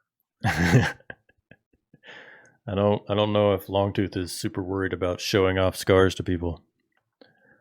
Zook, it is your turn. This thing is going ballistic and has just in a single attack taken out that super giant like woodsman that y'all were quite sure was going to handle everything up to and including the dragon. Dragons slayers? Shit. There's no way I can reach him with 25 feet of movement. So No? Are you sure? I'm pretty sure I can't. The Manticore, yes, but I can't reach Longtooth. Oh, I'm sorry. I misunderstood. Just kill this thing. I'll get Longtooth. All right. I take aim, and I shoot another bolt of lightning at the creature. Okay. Do it to it. That's a 24 to hit. How would you like to destroy this manticore? Just, a lightning bolt through his head, his eyes lolling back as he falls down, probably on Longtooth. It like thuds to the ground. The wings like fall down around it. Cazador has to watch out as one of the wings lands. Ratheon has to deal with the tails like madly swiping towards him, and it like goes limp and kind of just slumps onto the ground, and then the tongue lolls out and like cartoonish style unrolls and is like this far from Longtooth's face as he's just laying there on the ground, still eyes wide, like guilt tripping Ratheon. The second I see this thing start going down, I'm going to make a mad dash over to my buddy's side and would also do that. Dump my whole lay on of hands into him. Okay. At level 1, that is 5 hit points to Longtooth. Cazador does not care about anyone being injured, so she's just going to walk up to the front of Manticore and make sure he is fully dead and jam her spear into its neck. It is quite dead. Peek around the corner at Zook. Did you get him? I think I actually did. Oh, well done, friend. It was the shoulder rub. So I knew it. Longtooth, his eyes blink a couple times. He's looking up at Ratheon. Sure, let's just go down and to Umbridge Hill and talk to the woman. It'll be fine. Hey, they only told me they wanted a guide. We didn't know there's a manticore in here, a dragon here. It's a dragon, right? I'm a dragon slayer now? Not quite. Also, my price just went up. Well, I think that's meant to be discussed with Longtooth will recover his spear. Sees that Cazador is triple checked death status of Manticore and is satisfied with that. Up on the balcony, the woman has like emerged again and is doing that like timid like peek over to see how things are going, since the sound of combat has like there was a lot of noise and then not a lot of noise. So she's doing the like, it's over. Is everyone okay down there? Yes, the dragon is dead. Wiping blood down the front of him. not quite sure that was the dragon. It showed up probably about a half hour ago and has been harassing me. It was trying to break in. Luckily, it didn't actually damage the windmill or anything, but I am so lucky that the group of y'all just happened to come along at the right time. Yeah, what are the odds? Well, Someone of course. in town is looking for you and wishes you to return. Someone in town wants me to return to town? That Yes, is the what town Board of master Darkness is says. worried of your for your safety. Well, I mean, that's very nice of him, but this is my home. I'm not going to abandon my home to come to town. It's not. You are Adabra Gwyn, are you not? Yes, and like I said, this is my home, and I'm not going to be scared off. I'm not going to be run off of my own property just because some beast thinks that they now suddenly have claim to the countryside. Campbell, Yes. can you talk some sense into her? I mean, she's weird. Why don't you come down and take a look at this massive creature that was outside of your windmill? She will actually disappear from the balcony, and you hear the footsteps down wooden stairs inside, and then the bolts being slid open from the door, and then she will emerge. And like I said, it's a human woman, a little bit older, maybe like middle-aged.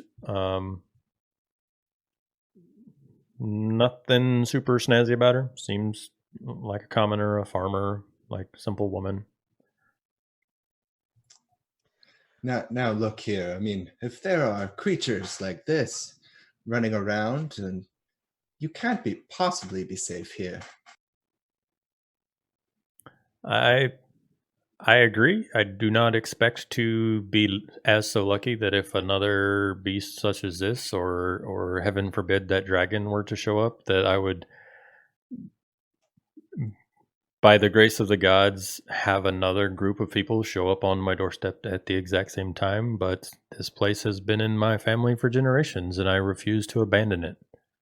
While she is busy talking to someone else, Cazador is just going to casually walk inside her house as though she has no idea that that's totally rude. Got it.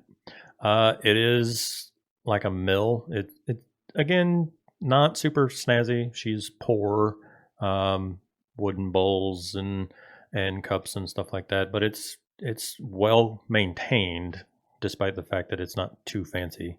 And it's a multiple story building. You see the wooden stairs on the outside wall that lead up to the second floor and beyond, and then you can hear the mechanisms outside and on the higher floors turning as the windmill outside is slowly rotating.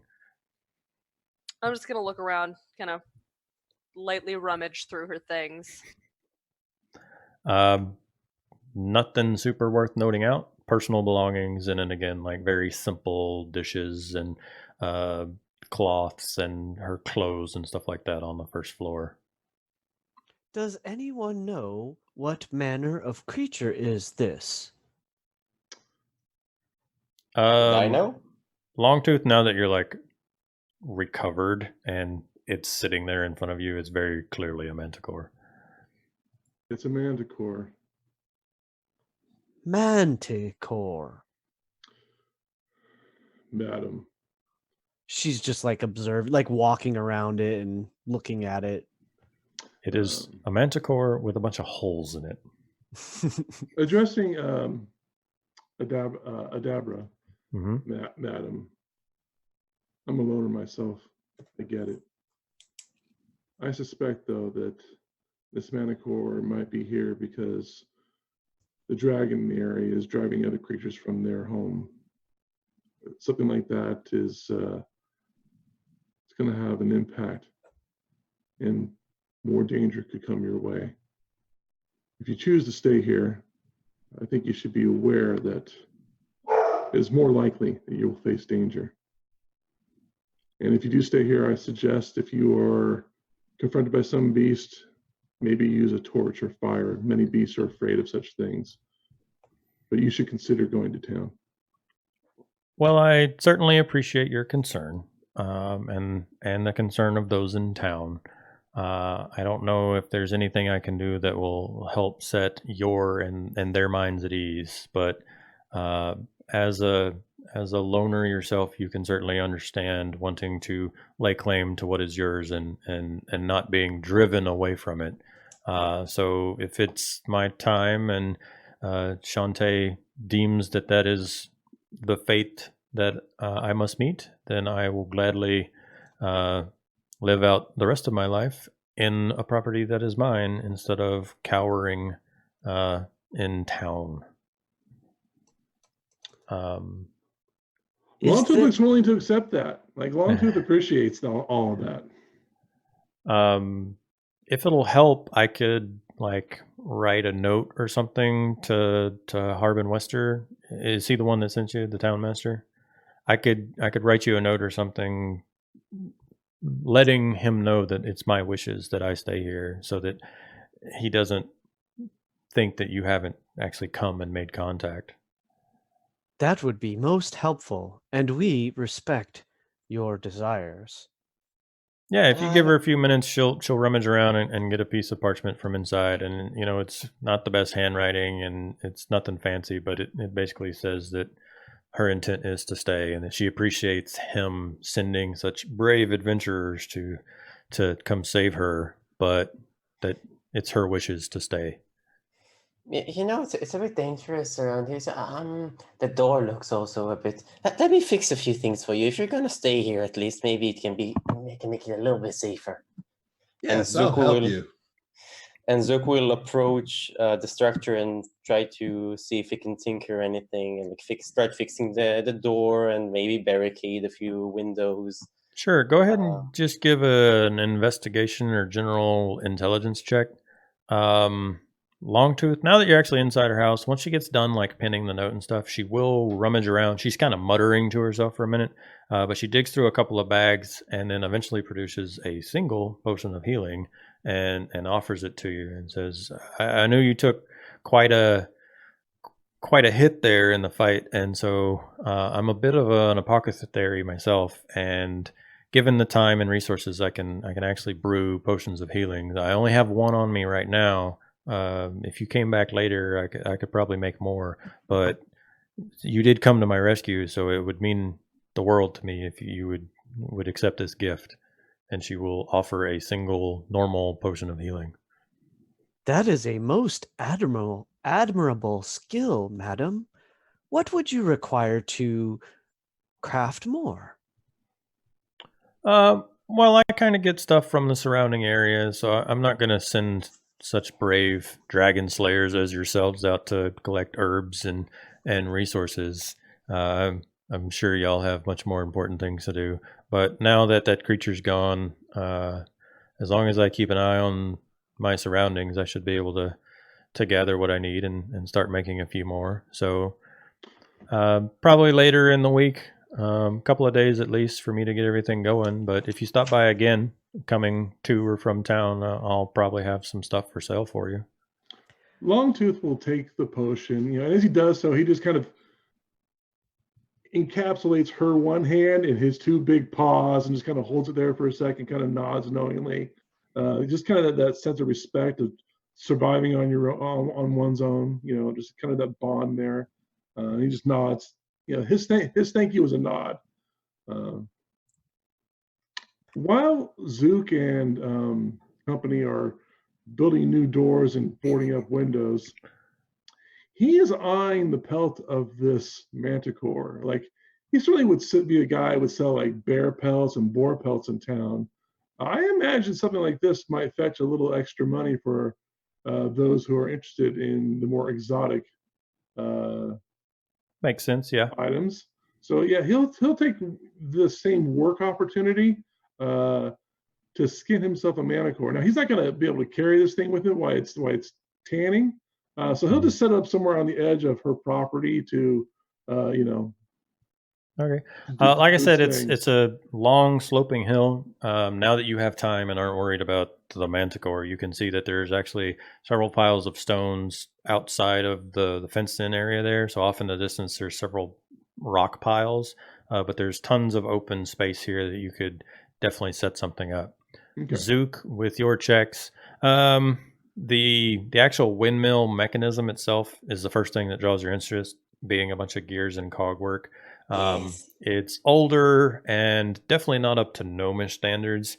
Humans, Yeah. crude tools, crude minds. It's made out of wood, but it does its job. Definitely something you could improve, but you don't have the tools and more importantly, the time to fix it right now. But you can definitely go to work fixing the damage done to the door.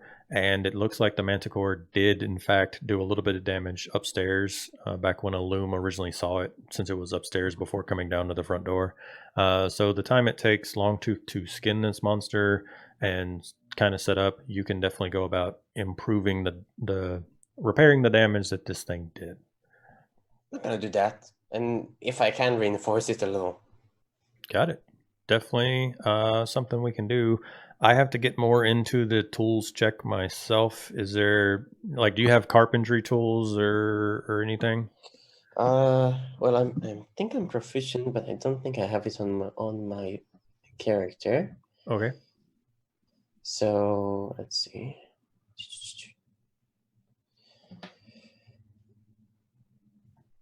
Tinker's tools and alchemy. No, I don't. I only have my Tinker's tools for this Okay. one. Just give me a D20 plus intelligence.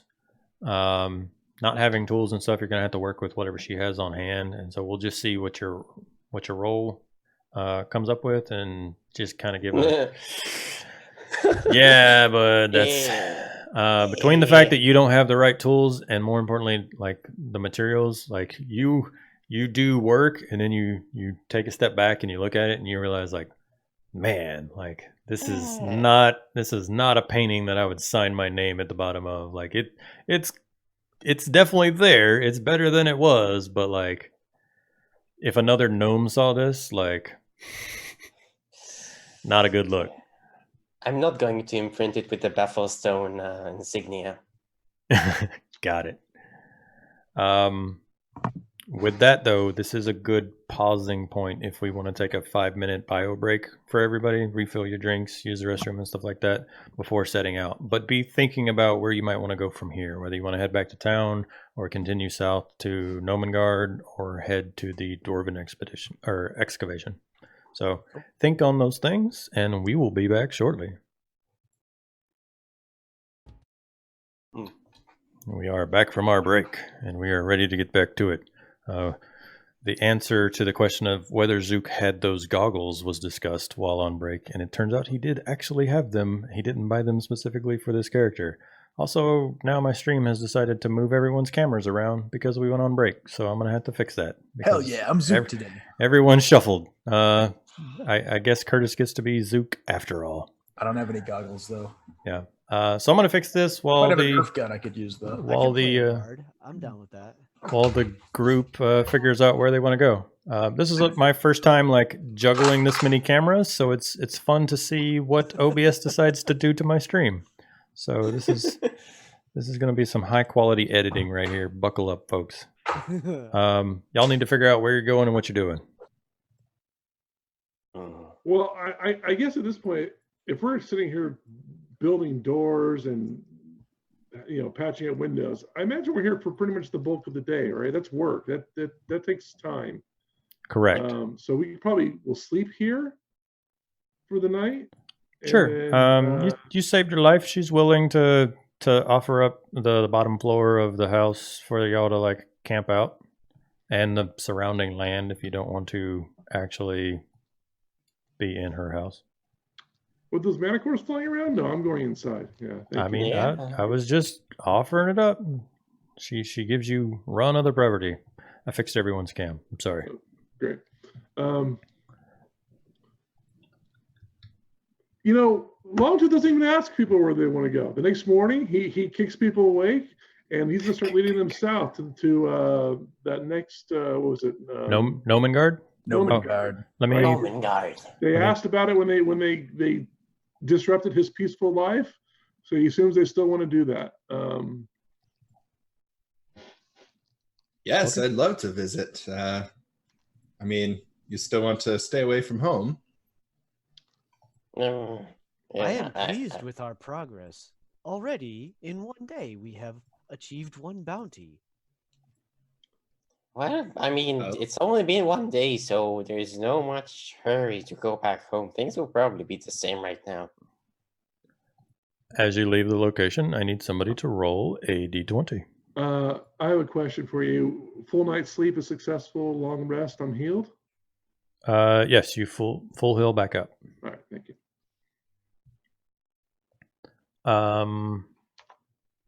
Yes, I need a d20. Can be anybody. Oh, I don't know if y'all want to spread the love around or have a designated d20 roller so that you can blame that person or what, but we are going with a d20 number 4. And we are setting out bright and early in the morning, which means that you will be able to get to Nomengard by about midday. Number 4. Okay. Things have happened behind the screen, and then I will move over to my box text for Nomengard. So, no dragon sightings as you guys head south from Umbridge Hill, and you're getting more into the Piedmont, and the like hills are becoming more steep. So, following Longtooth's guide, you are able to keep to those lower kind of ravines and stuff like that. Nothing super sheer cliff walls just yet, but able to stick to the lowlands so that you're not visible from so far out as if an airborne dragon were hunting you. But eventually you do need to get into kind of an open area because based on the traffic, basically, Longtooth eventually picks up it's not a well-maintained road, but you do see that there is humanoid foot traffic leading to this place. So it's clear that this must be the way to Nomengard. And like I said, you being from this area know where it's at. So eventually you pick up the trail and you head up, and what leads you there is a road kind of comes along this small mountain stream. And you follow the stream uphill to the base of the mountain where there's a large waterfall in kind of a V ravine. So the cliffs come in very sharply, and then there's a waterfall, as if the water over the eons has cut back into this mountain. And the waterfall is really loud. It's like a 80 plus foot drop off the final drop into this pool below. And it's hard to see in there. Mist and water and stuff is kicking up, but you can see that there's a couple of islands with like what looks like mushrooms kind of in the mist and stuff at the bottom of the falls. And then up in the cave walls there are several up in the cliff walls there are several cave openings. So I will go ahead and jump y'all over to another map so that you can paint your own picture instead of having to worry about my word vomit. Is everyone over on Nomengard? I think so. Yes. You were next to a stream with your tokens and stuff. Can you? Yes, got it. Yeah, you have to zoom out. It might just be black if you're zoomed in real tight. It will based on how Roll20 works, it will depend on where you were on the last map as to whether you're like seeing your tokens or you're down in like a lower corner, because it just remembers roughly where you are. There's a cool thing you can do if you hold down Shift and you Yeah, I click can force y'all, I guess, like that. Helps. Thank you. Thank you, Gregory, teaching No me worries. things that I forgot. Somebody had to teach me that too. Yeah.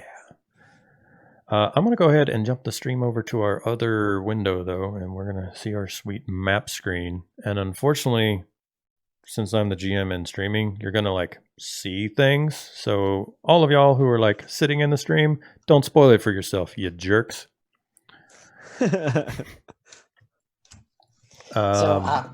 Guys, we can't just approach. Everything is going to be trapped, right? So be careful and maybe let me walk first, okay? Are you good at discovering traps? Yeah, we've it's a family business, and I can recognize these. Yeah. You're in the business of making traps. Yes, my family makes traps. Sometimes deadly traps. The Bafflestone is a real brand for good quality death traps. It's the last brand you see before you die or something. That's what I've been told. But I never actually been affected and died from a trap, because then I wouldn't be here, right? Yeah. You go first. Yeah. Seal, Yes, sir. I got the impression, and tell me if I'm wrong, that these gnomes are just kind of like a part of the outreach community. Like they're not like evil, kill people on sight kind of gnomes, right? Correct. They are not enemies. Much like yourself, they're very reclusive. They don't consider themselves part of Phandalin so much as they consider themselves their own community. And yes, Phandalin is a means of trade with them and a way to get outside supplies and stuff like that if they need it. But you're not walking into hostile territory. Zook's knowledge of gnomes, though, as he said, like, there could be traps, there could be other crazy gnome contraptions and stuff like that. Like, they're an eccentric bunch, but they're not gonna try to kill you on sight. Make sense? A couple of years, I haven't been here many times, but a couple of years ago, I did trade meats here to the gnomes. They seem like a people you might be able to talk with before you have to worry about traps and such, as an idea. Yeah. Longtooth, if you had brought them meats before, you would know that they were actually very grateful for that. Several of them, at least. They survive primarily off the mushrooms. They make several stews and other like oatmeal type like mushes using the mushrooms as flavor. So the fact that you brought them like not mushroom soup was actually kind of neat for several of them. Some of them were like, no, man, I like mushroom soup. But a couple of them were like, what, cooked food? Like, yeah. Well, he will, with that in mind, he'll lean into Ratheon, beware the mushrooms. We are using dynamic lighting on this map, so a lot of it is going to be black based on what your character can see. I did throw a torch on there. If y'all want more torches, feel free to say, I would like to carry a torch, and I'll give you another torch token. The waterfall is in this way. There's not a good way for me to like put it at 50% visibility based on Roll20, but as you get closer, you'll see. But the mushroom islands and waterfalls are definitely this way. All right, I'll start heading that way then. Okay. Carefully, like in looking for traps and things that can jump on us. Longtooth is human? Yes. Apparently, okay. Illum will walk up to you and indicate your long spear and say, may I? And she's pointing to the spearhead. That's where things die, he says as he lowers the spear towards you. And she snaps her fingers and casts light on the spear. The spearhead. He drops the spear when you do that. Like it's some type of poisonous thing all of a sudden. Not to worry. It is a minor enchantment. It will not affect your powerful weapon. Merely help us to see in the dark cave ahead. Magic. He All right. Spear. Humans can't see in the dark, right? This is my official, like, I hear that the baby is crying upstairs. If the wife needs help, I'll call a GM timeout warning. Thank you for being understanding. I am going to go add light to Longtooth's token real quick, so you guys can press and approach the waterfall. You're free to move about as you feel you would. Like I said, dynamic lighting is in effect, so as you approach, you should start seeing things change. You gave him light, which is what, 20 and 10? 20 and 20 and 20, yeah. 20 and 20. Longtooth, you should emit light now. I do. Oh, there's a cave entrance right here. Yep. So up on the sides, you see it's probably 15, 20 feet up for this one, cave entrance. There's another one across for anyone that can see it up here. There's some more down closer to the waterfalls, and you see like a very rickety, like very suspect rope suspension bridge. But there is a single opening that has like a long sloping ramp up to it. So there is one cave that you could just walk straight in. The others would require kind of scrambling up the cliff slopes. I would like to be slightly more graceful and use maybe athletics is what I'm proficient in, to maybe pole vault with my spear up there. Okay, you could definitely do that thing. Sure. I'm gonna check real quick just to make sure there's not an official DC before I go and set my own.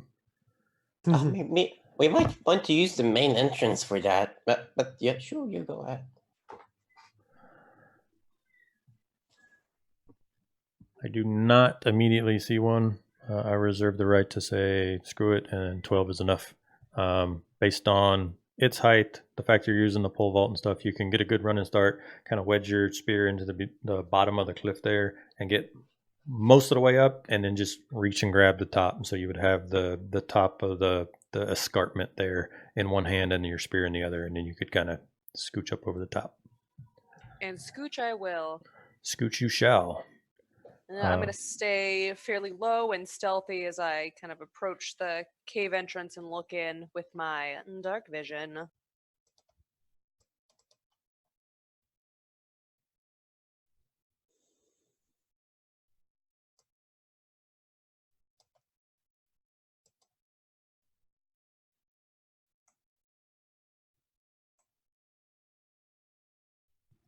You should see in there now.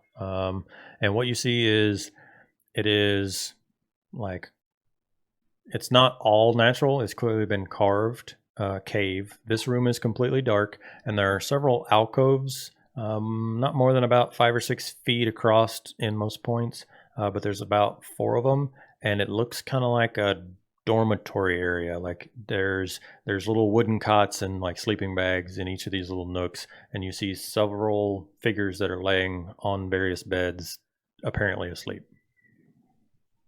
All right, I'm going to go back and look down over the edge of this little ledge and tell everyone, The old edge of the ledge. small creatures, they're sleeping. Okay, so maybe we should. Is it possible to cross this river, or is it like? Yeah, it's not too deep. It's deeper near the waterfall, but especially kind of up there near where that ramp is.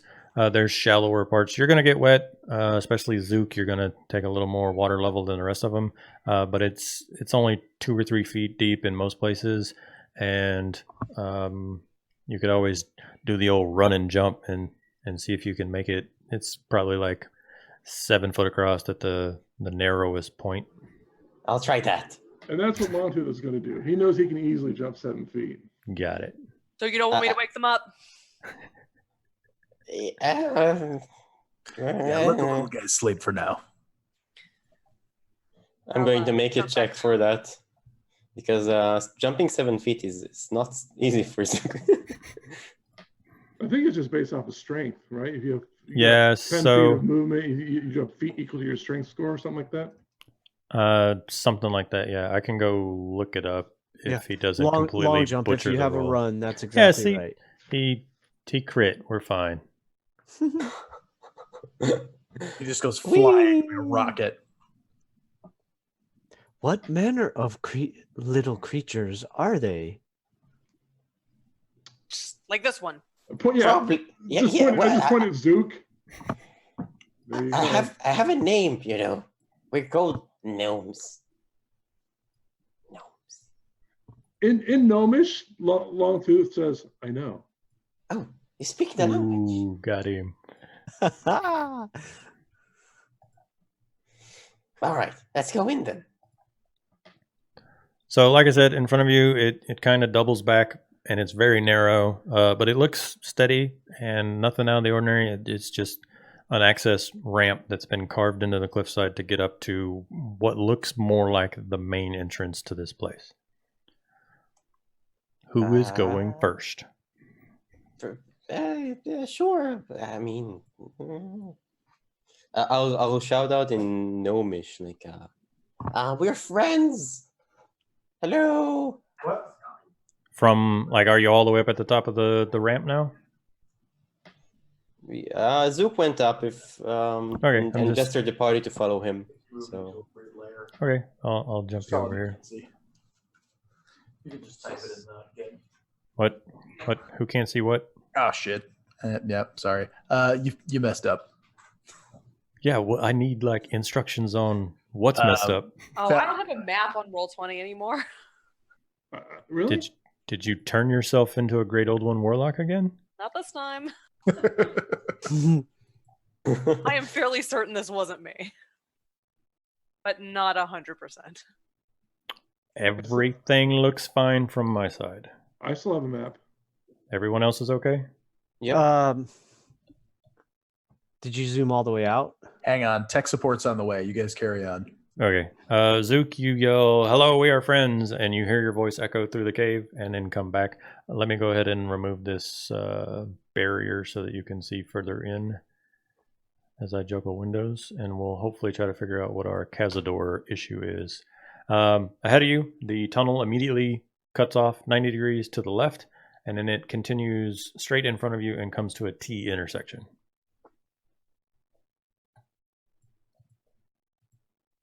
I'll gingerly walk in and check for traps. Make at the entrance. Sure, make an investigation check. Investigation. Or I mean, are you like hardcore looking, or are you just scanning? If you're just scanning, give me a perception. But if you're like checking the stonework and actively looking for, I'm looking for anything that could appear mechanic or hidden or out of the way. I'm taking a moment at the entrance. Okay, give me an investigation check. Yeah, that's plenty. 26. Like I said, there is some natural aspects to the cave, but you can see that it's clearly been cut out for a purpose over the years. Gnomes clearly have cut it as tunnels as they needed and stuff. All right, let's go in then. And you have the path straight ahead of you, and you have the path now to your left. All right, take a left. Okay. Have you been here before, Longtooth? A few years back. Honestly, I did my business outside. Guys? Normal that there's nobody here? Well, There are people here. They're sleeping. Oh, it's not normal to break into people's homes while they're sleeping. But I don't see a problem with it. I thought this was like the town. you also eat raw meat. And? It's just an observation. Zook, you have walked into what appears to be a dining room. There are several dining tables and gnome-sized chairs kind of scattered about the place. They are unfortunately not on the map, but you're in a dining room. It has got enough room for probably about a dozen folks to sit down. It would be tight, but probably a dozen folks could kind of fit in here and have a meal. Oh, that's nice. Yep. I shout again in Gnomish. Is anyone here? Give me a perception check. This entire time that Zook's moving along, I'm following just behind him with my 10-foot reach over the top of him. Okay. As we're outside, I'm going to turn to Longtooth. Why are we here again? I think to get items to kill dragons or something. I'm on fire today, guys. Another 19 plus 1. Nice. Zook, from the dining room, your voice echoes down the caves. You don't hear anything immediately. You weren't like screaming at the top of your lungs, but you did give a decent shout. It kind of echoes off that you can see this passage here cutting to the right. But you do hear noises, and it's hard to make out at this distance, but you do hear activity from straight north. It's muffled, though, almost as if like coming through a door. Seal, do I think gnomes are nocturnal normally? This group was very eccentric last time you were here. There were folks, regardless of the time of day, somebody was kicking around doing something. It Almost like feels they weird that no one has noticed that we're wandering into their home. they kind of work in shifts. We're also going to time out right here as people are moving. I do have something for you, especially now that Gregory has moved. Sorry, Illume. They weren't known to really come out to meet people outside unless they knew you were coming.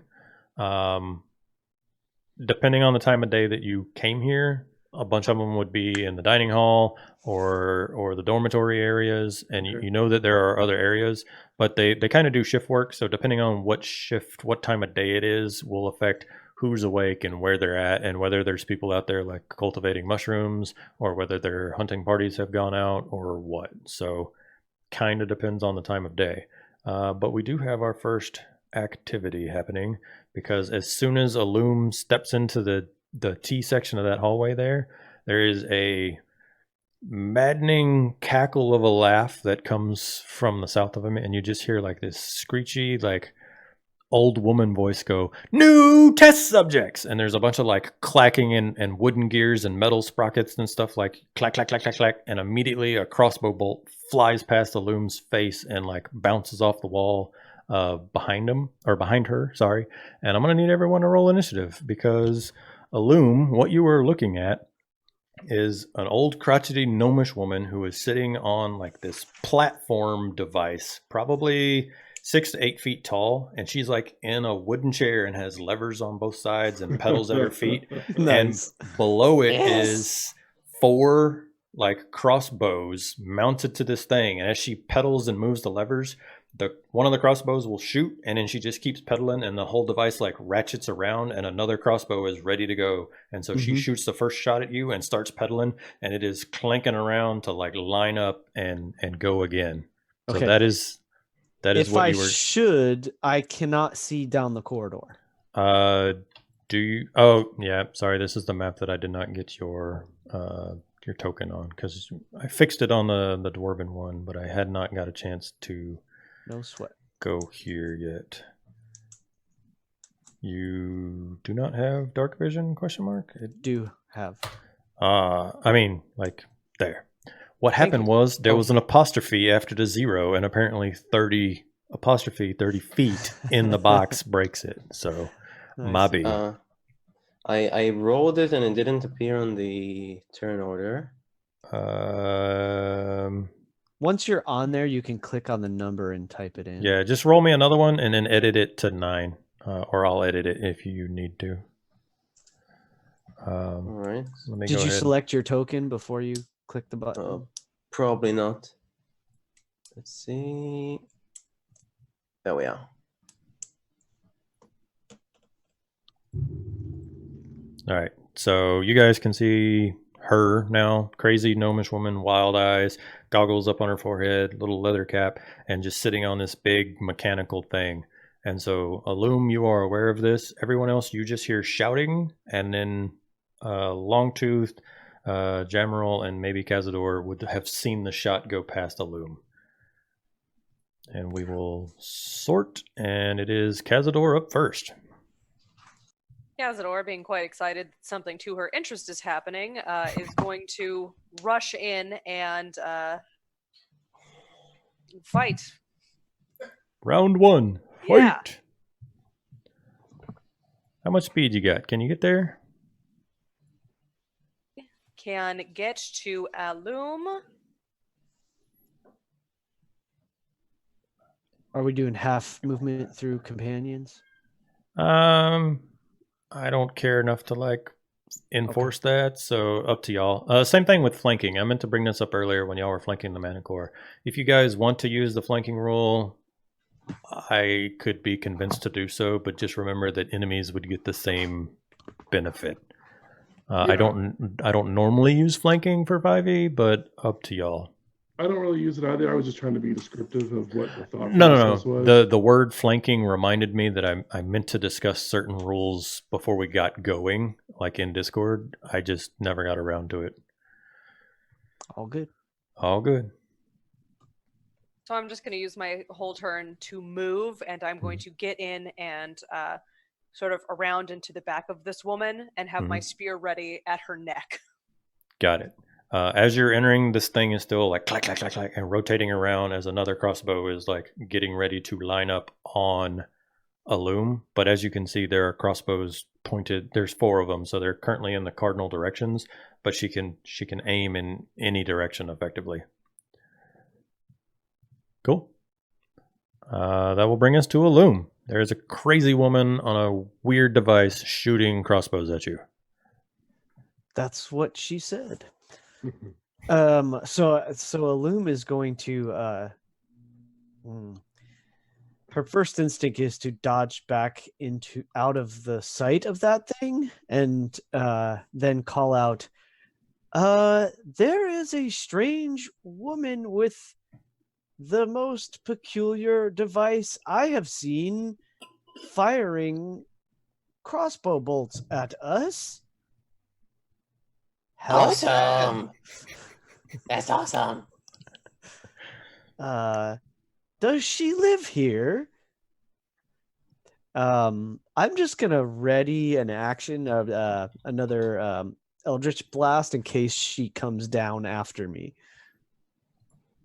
Okay. I don't want to, even though she fired at us, we're like in their home, so I'm not convinced that this is an enemy yet. Got it. So I don't want to. You did just march right in the front door, and Yeah. so somebody shot at you. We're not your enemy, and that's all I'm doing. And just as a might reminder, be her. her initial yell was "New test subjects." Yeah, that's fine. Anything else on your turn? Aside from just calling out those few things and readying the action. Okay. If she comes down the corridor. She does not look mobile. Just for your like. It's a stationary platform. It's a stationary platform that rotates, and she's in literally like a wooden chair, just mounted on top of it, but is built like levers and pedals and stuff so that she can control it. But imagine. Understood. I don't know if you ever played Warcraft, but the old flying machines where they're like pedaling to the like that. Yeah, an ornithopter. Yes, ornithopter. There you go. So then in that case, the readied action, the trigger for the readied action will be if she attacks anyone else, then I'll fire off. I'll let you do the lean around the corner and fire. Yeah, perfect. Thank you. I'm done. Cool. Zook. Actually at 9, so Longtooth would go now. Oh, sorry. You did not edit it as I demanded. Fixed it. We're good. It is Longtooth. Again, Longtooth respects people's privacy. He's not about like going into people's houses and kicking the door open and attacking them. So he moves up behind a loom here, and he's going to dodge. Okay. Nice. And he's just like, what the? And that's where he stops. What the? Do these people normally attack you when you come visiting? We are inside their home. Anything else? No.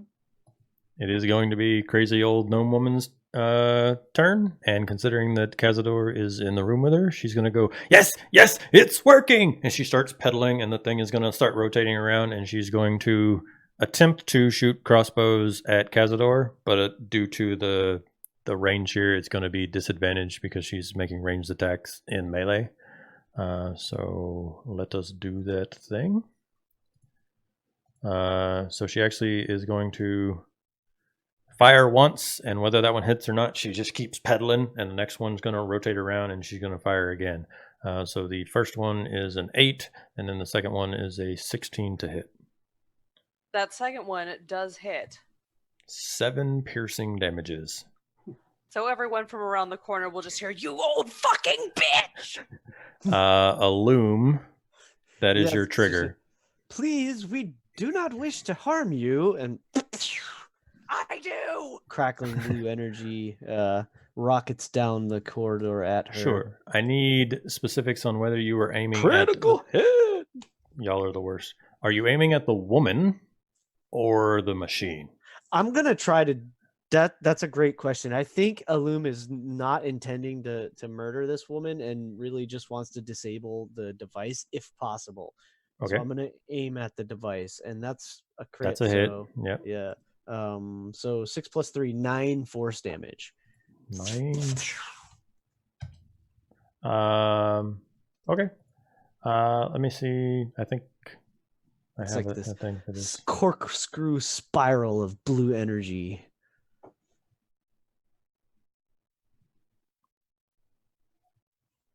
I have a specific amount of damage that makes things, so I want to make sure. Okay, yeah, he didn't trigger it.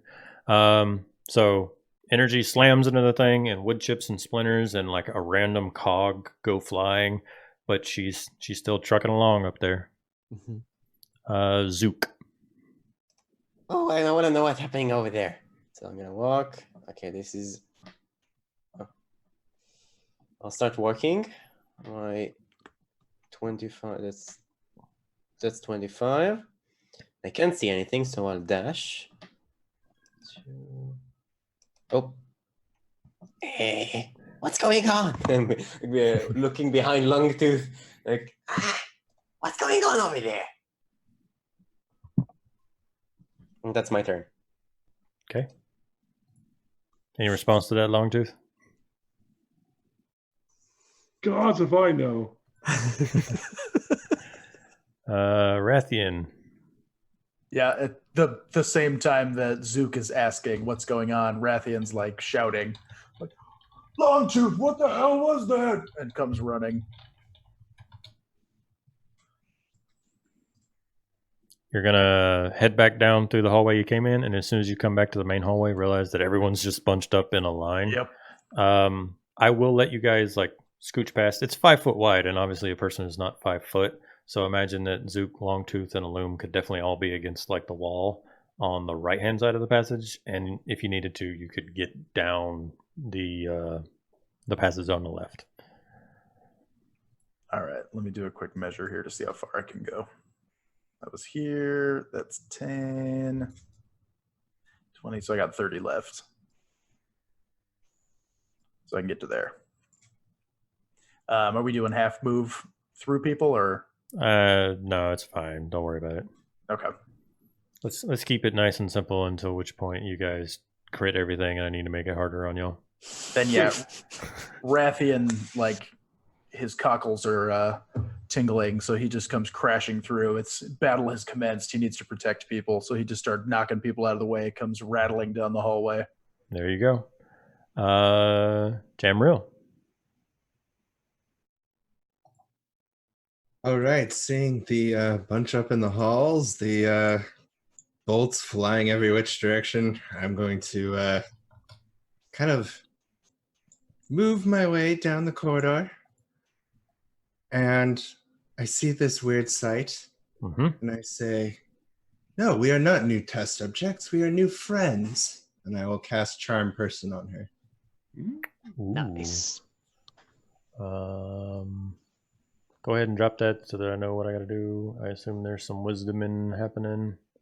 That is a Wisdom save, DC 13. Wisdom save. Yeah, that's a crit fail.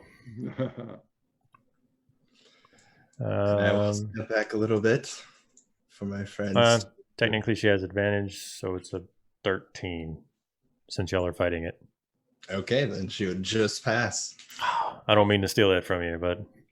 Well, I was hoping since he attacked the thing and not her. But...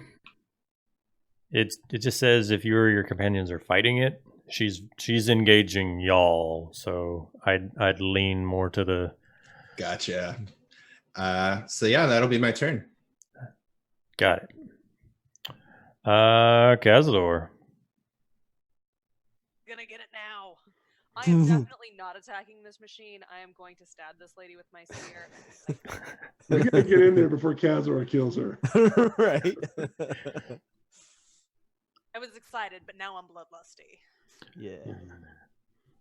Are you attempting to do non-lethal damage? No.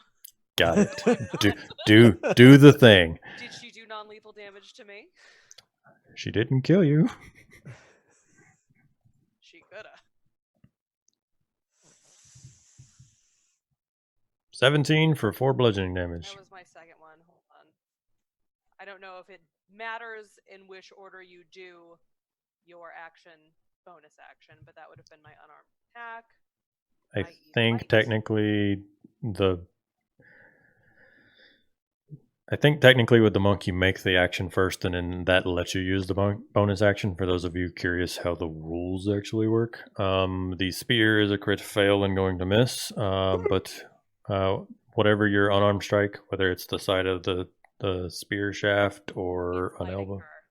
Oh, biting her. Got it. Okay, well then you get like a foot in your mouth, and like she's trying to pedal, but you've got like an ankle, and you're just like nomming down on it, and she takes 4 damages. And that'll bring us around to Illum. So I imagine Illum's got her back pressed against the north wall there, so she can sort of look down the corridor at what's happening. You lean around the corner. Ratheon is ran in there like full speed, and up on this like crazy rattling, barely holding together, vibrating platform is Cazador, like with a mouthful of gnome foot, just like ah.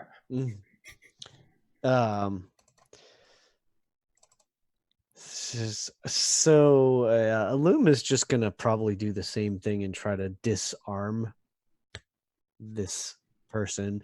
Let's see. Yep, I'm just gonna shoot another Eldritch Blast. Keep it simple.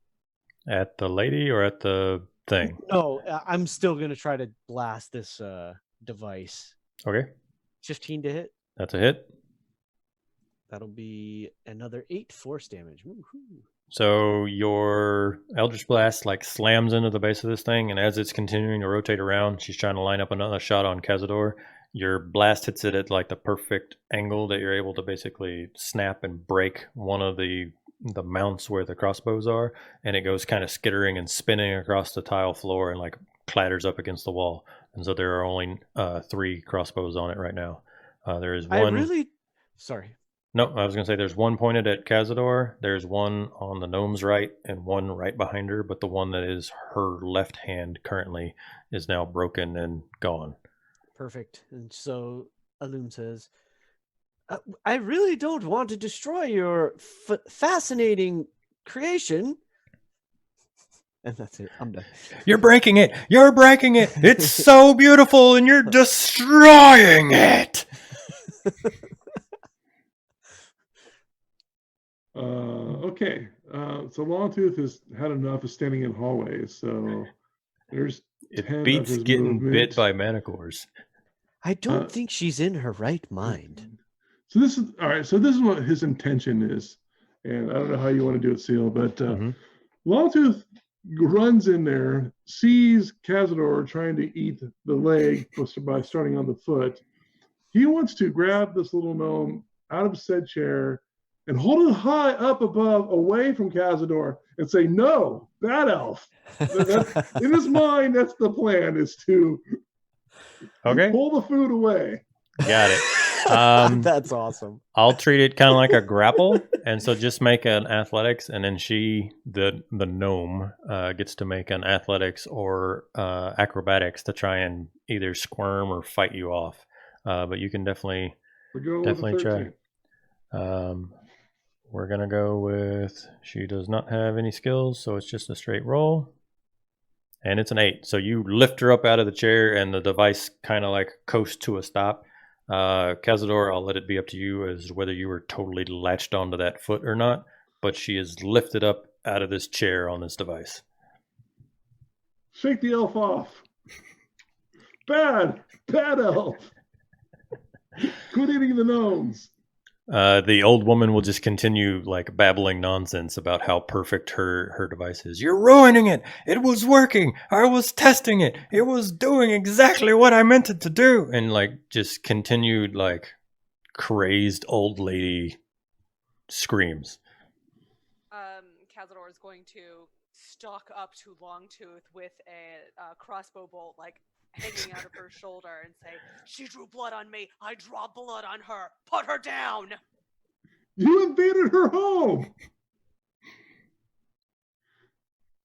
We do not fire at people at your home. And if we did, they would attack us, as I will attack her. Yeah, he's using all of his 7 feet height to his advantage here. Like, he'll push that gnome up against the ceiling if he has to. Got it. Okay, well, that Blood is for the blood, scene. Cazador, you already got her. You have a very large man holding a very tiny woman as high as he can, a crazy elf lady trying to like get every bit of it that she can, whether it be hand, claw, or teeth on this little gnome, and a device, a crossbow platform that has now come to a stop and just sitting there. Cazador is going to take the crossbow bolt out of herself and sort of brandish it at the woman and say, "You are lucky." You're lucky. You got to be the first to taste its wrath. You want to tell us why you're shooting at us? I built it. I built it. It has one purpose, and I got to see its purpose. It's perfect. It's perfect. That's great. So you're done now, then. Oh, this thing is beautiful. He goes and observes the machine. Seeing you once you're in, she will swap to Gnomish and just be like, "Leave it alone. It's mine. I built it. You know the rules. It's mine." I don't want to take it. I just want to look. Can I look? Is it fine? And like she's just like slapping Longtooth's like wrist at this point, like trying to break free. Feet are kicking. He doesn't want to treat her with, disrespect any longer than necessary. So he looks he looks around for a second and he says, "Here, you like to talk," and places the gnome in front of Jamrel. Like, this seems like a perfect job for the talker who loves to talk. Here you go. Yes. Excellent. Are you Ratheon maintaining step hold out of on the her, or have you like let go of her? Put it Like this way: I'm ready to snatch her back up if she looks like she's going to jet back into the pilot's seat of her Got it. contraption. Right? Got it. I mean, I'm trying to let diplomacy have its chance, but he's weary.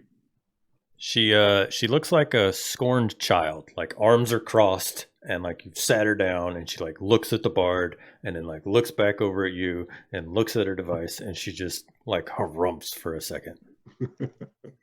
So Jamrel bows graciously before her and says, "My dear beautiful woman, would you please grant us entrance into your city? We seek only but the finest items with which to test upon the dragon that has been rampaging these parts." If you need a device to beat dragons, then why are you breaking my machines? Yeah, why did you break it? It's very nice. And start to inspect it and like go over the destroyed parts and say, maybe we can fix that. Also, I apologize for anyone. I don't know how loud my yelling is in the mic. I'm trying to like angle it slightly. It's perfect. You're good. Yeah, it's not bad, actually. Well, I'm sure you didn't actually mean to kill my good friend Cazador here, but it seems like you've imparted quite a bit of damage onto us. I didn't kill anyone. Deeply. You hear that, Cazador? You have a friend. Good. You value the machine. I can break it instead of her neck. What did you have, Alum? Oh, I was going to say, Alum bows deeply and says, "All apologies, madam. I merely wished to stop you, not harm you.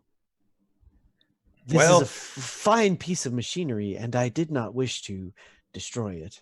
She kind of harumphs again, very like scorned child, like in timeout, and she's like, "Well, you stopped me, so you got what you want." What's your name? Doesn't matter.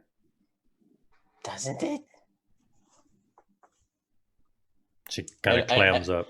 I look over the machine and try to see if there's a stamp or a crest or anything that could recognize. Yeah, it's not super great. Again, it's not the perfect bit of engineering. It's more of a prototype. So many of the pieces that you suspect would be replaced by metal are currently wood. Like I said, it's just a wooden chair right now. You would imagine that once it has been proven to work, she would upgrade for comfort and luxury. I don't remember if these guys have a clan name though. But just assume that whatever the Nomengard symbol does appear down on the bottom, kind of near where the rotating metal gear that the crossbows are mounted on. Did you make any more of these kind of things? Like weapons that can harm people? We make weapons. We make all sorts of stuff. We're gnomes. Well, yeah, we You should know. You know these things. I know these things, but not all gnomes make weapons. Just the good ones. Yeah, I agree with that. Well, can you maybe not kill us today? How about that? She shoots a side glance at the machine and then looks back at you and looks at the machine and she really wants to. Fine. I'm sure our good friend Zook can help you repair it. Yeah, already on it. I start taking the Tinkerer's tool and cast Blending. She's gonna make a move at this point, Longtooth. She's not trying to clamber up on top of it, but she definitely as soon as he starts to touch her thing, she lunges at him. That's her property. Longtooth hasn't got. He's fine with that. So it's nothing more than a bunch of just slaps, the same slaps that she was doing to his forearm when he was holding her up. It is just off, get off, it's mine, leave it. Fine. You do you. Are any of your companions around? Yes, plenty. And she's picking up splinters and that one Metal Gear that did the rolling coin, and then she's picking up pieces and just pocketing them. And perhaps we should find others who may be more open to communication. Yes, go. Where might they be? And she just kind of she gets lost in her work, and at this point it seems like she's just completely ignoring you. She's offered what she's going to offer, and since she is not currently being detained anymore, her focus is back on the machine. So she is adjusting one of the crossbows, and she goes and picks the one that got broken off, and and she's just muttering to herself. A little bit of it's in common, but the rest of it's going to be in Gnomish. I know Longtooth and Zook both understand it, but even in Gnomish, it is barely a complete sentence on a good day. It is just maddening babbles of a mad scientist. All right, we'll just head that way then. Which way? I nod. North or south? Behind the turret, I suppose. So south? Or Yep, down south. on the map? South. Okay. This is the official 10-minute warning, y'all. I do know that we have some East Coasters that I want to get out of here at a decent time, so just keep that in mind. You make your way. The passageway kind of curves around to your right, and then there's a set of stairs, and you can hear the waterfall out ahead of you, and then there's another tunnel cut to the south of you. And I will move this map down. All right. Running quick. See, I'm going to light up my torch because I am blind as all get out. Sure. As he does, I turn around and I take out a little machine. It looks like an insect, and Zook plays with it a little and tinkers with it, and it glows. And I give him this little firefly. There you go. It lights for a 5 feet bright light and another 5 feet dim light. There you go. Here, keep it. He 5 looks foot at it, light, turns it over in his hand. Thanks, I guess. 5 bright, 10 dim. Yep. Okay. Curtis, your token should glow a little bit now. There's also a couple of torches being passed around, so anyone who wants to hold a torch, just let me know. Y'all should also be able to drag a torch out of the journal if you need one. There's people over there. Yep. So Zook, ahead of you, you can see like a large open chamber. Looks like it's got barrels and other storage in it. And to the south, you can, just at the edge of your dark vision, you see people, and it's clear that they see you. Hi. Let me make sure I don't misquote them. Okay. The female, there's two people. The female, which is on map left, your right, yells out in Gnomish, "Who goes there?" And then the male repeats it and says it in common. My name is Zook. I have a few friends around me. We came here because of a certain request was asked of us. We need some things that might be able to fend off a dragon. A dragon? A dragon. This is the male is going to be talking at this point. And are you Also, talking hi. are you talking in Gnomish or common, just for the scene? Since I have friends around, I'll just talk in common. Okay. So. If you talk in common, he'll talk in common back to you. So his first question was a dragon, and he seems like inquisitive. Well, there was this post, and there's a dragon flying above, a white dragon, so Longtooth said, right? You've seen it. Well, don't much have to worry about dragons here in the caves, so not too much of a concern of ours. Besides, we have a very important job. And the woman next to him kind of like elbows him in the ribs when he says that, and he like recoils a bit, and he's like, "We've been tasked with attacking shapeshifters. So how do we know that you're not a shapeshifter?" But I'm a gnome. I can't be a shapeshifter. Are you... Shapeshifters can't be gnomes too? I don't know. I've never seen a shapeshifter. Or maybe I have. Well, that's kind of the point, right? They could be anybody. So how do we know that you're not? DM, would I know anything about shapeshifters? Give me just a straight intelligence check. Unless you have a specific backstory reason why you could think that you would know anything about shapeshifters.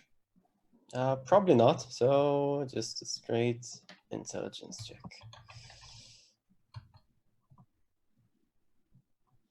It's an 11. Okay. They change shapes. You don't know whether they would only be objects or humanoids or size restrictions. You just know that there are mythical creatures that can transform into other shapes. Wait, how do I know that you're not a shapeshifter? The woman at this point will like shout up. She'll swap the comment as well and just say, "We're not the ones on trial here. This is our home. Don't come charging in here and making accusations."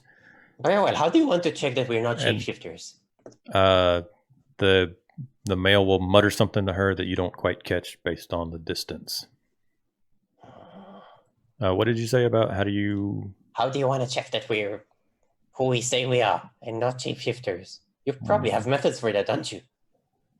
Well, how can you prove you are who you say you are? Who'd you say you were? My name is Zook. I'm from Neverwinter. Zook Bufflestone. You've probably heard of my family. I don't know. Traps. Yeah. You've been here for a while. I bet shapeshifters bleed like different color. Do you want to see? I have red blood. Let's see here. I'm covered in blood. This is mine. Oh yeah, that's hers.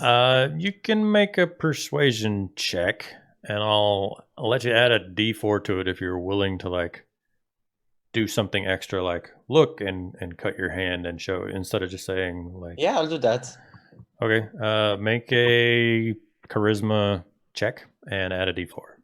Oh, I really shouldn't do these. But persuasion. I'm actually proficient in this. What do you know? Oh, hey! That's without a D4, man. Oof. Yep. So you put your hand out and you cut it, and you prove like I bleed red blood like any good red-blooded American gnome should, right?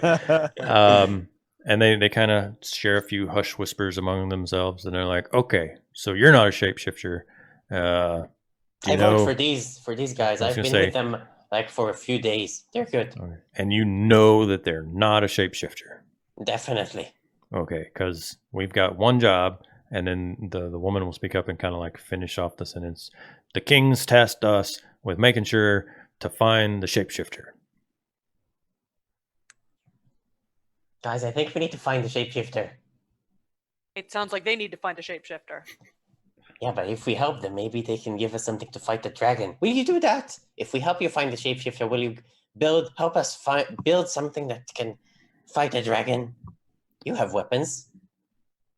The female will speak up and say, "Well, we're just on guard duty. If you want magical stuff or inventions or any of that craziness, you'll have to talk to Dabble Bob or maybe Fizzlestib, like one of them. Like we're just Dabble Bob. on.